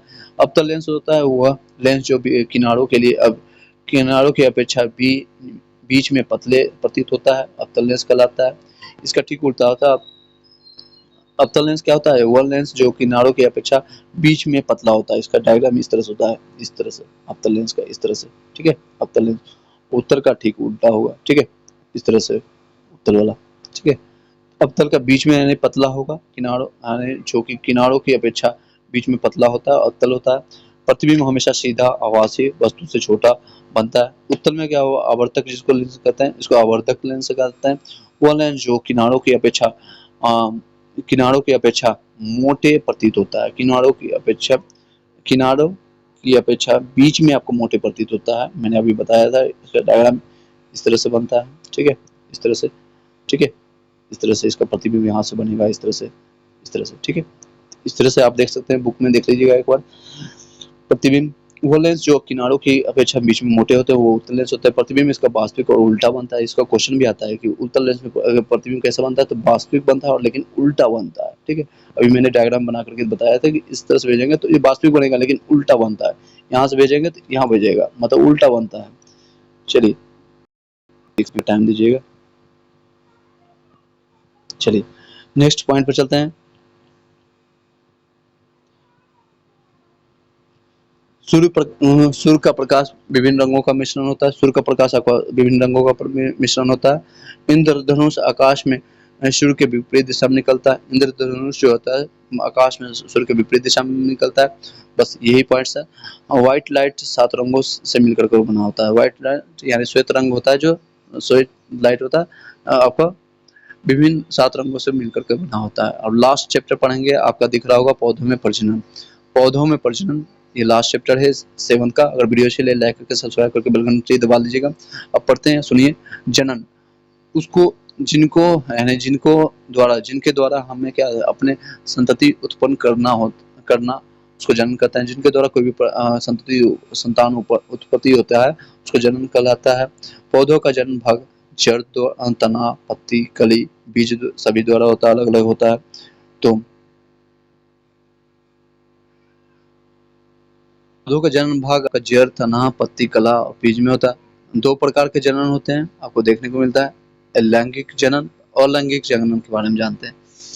अच्छा, जड़, तना, पत्ती, कली द्वारा पौधों का जन्म होता है, जैसे कि गुलाब, सहजन, मूंगा, नींबू, अमरूद या कमल, मनी प्लांट, आलू, गन्ना, हल्दी, अदरक, ये सारे क्या है आपके अलैंगिक जनन होता है। ये सारे जल, तना, पत्ती द्वारा नए पौधे का जन्म करते हैं। बाय ब्रोफाइलम की पत्तियों में से उपस्थित कली नए पौधे का जन्म देता है। ब्रोफाइलम की पत्तियों में उपस्थित कली से नए पौधे का जन्म होता है। लैंगिक बीज, लैंगिक इसमें बीज द्वारा नए पौधे का जन्म देता है। लैंगिक जितने भी होते हैं वो बीज द्वारा आपको करते हैं। मुकुलन क्या होता है? मुकुलन आपका ईस्ट या हाइड्रा में मुकुलन होता है। ईस्ट या हाइड्रा में मुकुलन होता है। कोशिका में छोटी-छोटी बल्ब जैसी संरचना होती है जो मुकुलन कहलाती है। कोशिका में छोटी-छोटी बल्ब जैसी संरचना होती है उसको मुकुलन कहलाती है। मुकुलन विकसित होकर के कई नई कोशिका बनाती है। मुकुलन जो विकसित अलग होकर के अलग नई कोशिका बनाती है। लेटरिंग, इसके बारे में इतना ही दिया हुआ था, आप इसके बाद पढ़िए लेटरिंग, लेयरिंग। लेयरिंग पौधों की किसी शाखा को मिट्टी में दबा दिया जाता है और मिट्टी के नम रखा जाता है। 15 से 20 दिन बाद वहां से जड़ निकलती है, फिर उसका काट के नया पौधा बनाया जाता है। लेयरिंग क्या होता है? पौधे के किसी शाखा को मिट्टी में दबा कर दिया जाता है और वहां मिट्टी के नम रखा जाता है, यानी कि गीला रखा जाता है। नम मतलब पानी दिया जाता है, गीला। 15 से 20 दिन के बाद भी क्या देखने को मिलता है? वहां से जड़ निकलती है और उसको काट के नया पौधा बना दिया जाता है। खंडन क्या होता है? उनके द्वारा नदियों या तालाब के किनारे हरे रंग के संरचना सैलाब होती है। यह खंडन द्वारा वृद्धि होता है। बीजाणु निर्माण क्या होता है? कवक के जीवाणु हल्के होते हैं और यह हवा में तैरते रहते हैं, जिसके कारण नए कवक उगते हैं। लैंगिक जन्म क्या होता है? इसमें बीज द्वारा पौधे का जन्म होता है। लैंगिक जन्म किसके द्वारा होता है? जिसमें बीज द्वारा पौधे का जन्म होता है। नर एवं मादा जंगम क्या होता है? से मिलने से निर्माण इसका होता है, नर और मादा से। नेक्स्ट है आपका परागकण यानी पोलन ग्रहण क्या होता है? निषेचन नर एवं मादा युग्मकों का मिलना होता है। लैंगिक जनन क्या होता है? निषेचन के बाद बीजांड से बीज एवं अंडाशय से फल बनते हैं। फल एक परिपक्व अंडाशय होता है। बीजों का प्रकीर्णन से बीजों का एक जगह से दूसरी जगह जाना स्थानांतरण बीजों का प्रकीर्णन कहलाता है। प्रकीर्णन क्या होता है? बीजों का एक जगह से दूसरी जगह जाना और स्थानांतरण बीजों का प्रकीर्णन कहलाता है। जिसे जल द्वार या वायु द्वार, पक्षी द्वारा ये होता है। और लास्ट अध्याय इसके बाद है 18वां, जंतुओं में रक्त परिसंचरण। जंतुओं में रक्त परिसंचरण के बारे में सुनिए, क्या चीजें हैं यार? श्वसन क्रिया में निर्मित अवशिष्ट पदार्थ कार्बन डाइऑक्साइड फेफड़ा तक पहुंच कर श्वसन यानी स्वच्छ श्वसन के समय बाहर निकलता है। यह कार्य रक्त परिसंचरण कहलाता है। श्वसन क्रिया में निर्मित अवशिष्ट पदार्थ जो कार्बन डाइऑक्साइड फेफड़ा तक पहुंच करके उच्च यानी अच्छे श्वसन के समय यानी उच्च श्वसन के समय बाहर निकलता है। यह कार्य रक्त परिसंचरण करते हैं, यानी कि जब कार्बन डाइऑक्साइड के साथ आपके निकलता है, जब तेजी से दौड़ते हैं तो ये सारे चीजें उसके साथ निकलता है। विश्राम समय में किसी भी स्वस्थ व्यक्ति की नाड़ी जो होती है स्पंदन 72 से 80 प्रति मिनट हो जाती है, यानी प्रति मिनट वो 72 से 80 बार लेता है। वक्ष गुहा में स्थित होता है। वक्ष गुहा में स्थित होता है। हृदय आपका आकार होता है मिट्टी के आकार बराबर होता है। 4 कक्ष इसमें पाया जाता है। हृदय में पूछा भी जाता है कितना 4 कक्षा में विभक्त होता है। इसमें 4 कक्ष पाए जाते हैं। ऊपर के 2 कक्ष में आलिंद यानी दया, आलिंद बाया, आलिंद जिसको कहते हैं, एक दाया होता है, एक बाया होता है। हृदय में हाथ दे करके आप बोल सकते हैं। नीचे के 2 कक्ष में दाया नीलय होता है, बाया नीलय होता है, ये सारी चीज होता है। एक दाया होता है, एक बाया नीलय होता है, यानी 2 पार्ट होता है। इसको 2 पार्ट में ऊपर बाया दाया में बांटा जाता है। धमनी के बारे में जानते हैं। धमनी इसकी दीवारें मोटी और लचीला होता है। कार्य हृदय से ऑक्सीजन युक्त रक्त यानी शुद्ध रक्त को शरीर के सभी भागों तक वो ले जाना, यानी कि अगर क्वेश्चन पूछेगा तो आपको रक्त किसके द्वारा ऑक्सीजन के साथ जाती है तो आपको धमनी के द्वारा होता है। कार्य क्या होता है, हृदय से ऑक्सीजन युक्त यानी ऑक्सीजन के साथ साथ रक्त, जो शुद्ध रक्त होता है, शरीर के सभी भागों में पहुंचाने का काम करता है। किसके द्वारा? ये आपका धमनी के द्वारा है। इसकी दीवारें मोटी और लचीली होती है। शिरा के बारे में जान लेते हैं। शिरा, शिरा जिसको कहते हैं नस भी कहते हैं। शिरा दीवारें पतली होती है। ये यह कार्बन डाइऑक्साइड युक्त यानी अशुद्ध रक्त के शरीर के सभी भागों में हृदय तक पहुंच लाती है, और ये हृदय उसको फिल्टर करके फिर उसको सारी चीजें फिर उसको भेजता है धमनी के द्वारा। अब नेक्स्ट है, शिरा के बाद आपको दिख रहा होगा फुसफुस धमनी। फुसफुस धमनी यह कार्बन डाइऑक्साइड युक्त रक्त और शुद्ध रक्त को फेफड़े से ले जाती है। इसमें फुसफुस धमनी क्या करता है, ये कार्बन डाइऑक्साइड युक्त और शुद्ध रक्त को फेफड़े से ले जाती है। हृदय स्पंदन क्या होता है, धड़कन क्या होता है, यानी हृदय मांसपेशियों का लयबद्ध सिकुड़ना या फैलना हृदय स्पंदन करता है। यानी हृदय आपका स्पंदन इसको कहते हैं, धड़कन जिसको कहते हैं, जिसको डब डब की आवाज आती है, डब डब की आवाज आती है, डब डब की आवाज आती है। नेक्स्ट है मानव यंत्र, जिसको स्टेथोस्कोप कहते हैं, या स्टेथोस्कोप कहते हैं। रक्त परिसंचरण की खोज विलियम हार्वे ने किया था। कब किया था? तो 1978 से इनका जीवन काल रहा था। सॉरी, यहाँ पर 19 लिखा गया, 1678 से लेकर के आपको 1578 से लेकर के इनका जीवन काल रहा है 1500 यहाँ लिख देता हूँ, 1578 से 1657 तक। और इनका खोज आपका किया गया था, निधन इनका हुआ था ये आपका 3 जून 1657 में। फिर से बता देता हूँ, रक्त परिसंचरण की खोज, रक्त परिसंचरण की खोज किसने किया था? विलियम हार्वे ने। रक्त परिसंचरण की खोज किसने किया था? तो विलियम हार्वे ने किया था। जंतु में उत्सर्जन या उत्सर्जन अंग फेफड़ा होता है, यकृत होता है, गुर्दा होता है, मूत्र होता है, मूत्र नली होता है, त्वचा होता है। जंतु में उत्सर्जन आपका उत्सर्जन आपका फेफड़ा, यकृत, उत्सर्जन यानी कि निकालने का काम कहाँ से करते हैं? तो फेफड़ा, यकृत, गुर्दा, मूत्र नली, त्वचा से भी कई चीजें निकलती हैं। चलिए, मनुष्य में शोषण के दौरान अपशिष्ट पदार्थ क्या है? त्वचा, जो मनुष्य में शोषण के दौरान अपशिष्ट पदार्थ आपका कार्बन डाइऑक्साइड CO2 निकलता है। पाचन के दौरान अपाचित भोजन अपशिष्ट पदार्थ के रूप में निकलता है। पाचन के दौरान ये अपाचित भोजन जो होता है निकलता है। गुर्दा रक्त को छाड़ करके यूरिया नाइट्रोजन युक्त बनाता है। गुर्दा आपको जो है क्वेश्चन भी आता है, ये क्वेश्चन कि रक्त को छाड़ने का काम कौन करता है? तो आपका रक्त को छाड़ करके यूरिया आपको बनाता है। यूरिया आपको पता है, यानी मूत्र, ये सारी चीज नाइट्रोजन युक्त बनाता है। विषैला पदार्थ का उत्सर्जन करता है। आपको आकृति क्या होता है? सेम के बीज के जैसा, सेम का बीज जो आपने देखा होगा उसके जैसा होता है। प्रतिदिन 1100 से लेकर के 2000 लीटर रक्त छानता है। ये प्रतिदिन इसका छानने का काम होता है। इसका आपका किसका, मैंने बताया आपका ये सारी चीजें चल रहा है मानव तंत्र का। ये आपका कितना करता है? 1100 से 2000 लीटर रक्त छानता है। मनुष्य में रक्त होता है 5 से 6 लीटर होता है। आपके पूरे वजन का 7% के आसपास होता है। मूल जो होता है 95% जल होता है, 2.5% यूरिया होता है, 2.5% बाकी की चीजें होते हैं। डायलिसिस कृत्रिम वृक्क होता है, यानी कि ये डायलिसिस जो आपका किया जाता है कृत्रिम होता है। कृत्रिम यानी कि मानव निर्मित होता है। वृक्क खराब होने के पर, यानी वृक्क आपका खराब हो गया तो, या चोट लगने पर यह निष्क्रिय हो जाता है, तो डायलिसिस मशीन द्वारा ब्लड को छानने का काम किया जाता है। कहीं कहीं किसी को चोट लग जाता है धक्के एक्सीडेंट के कारण, तो होता है कभी कि उसका पूरा ब्लड उसको चेंज किया गया, तो इसको क्या कहते हैं? डायलिसिस कहते हैं। यानी कृत्रिम उसमें ब्रिक डाला गया, ब्रिक खराब होने पर, चोट या लगने पर कई लोग का ब्लड खराब हो जाता है, तो उस डायलिसिस के दौरान ब्लड चढ़ाया जाता है। त्वचा की निचली परत को श्वेत ग्रंथियां पाई जाती है, जिसमें से हमेशा पसीना निकलता है। त्वचा की निचली परत पर श्वेत ग्रंथियां पाई जाती है, छोटी छोटी छिद्र पाए जाते हैं, जिसमें पसीना हमेशा निकलते रहता है। पसीने में अब वो छिद्र नहीं बता सकते हैं, वो पार्ट्स नहीं बता सकते हैं। चलिए, पसीने में जल और लवण होते हैं। उसमें क्या क्या चीज होता है? जल और लवण होते हैं।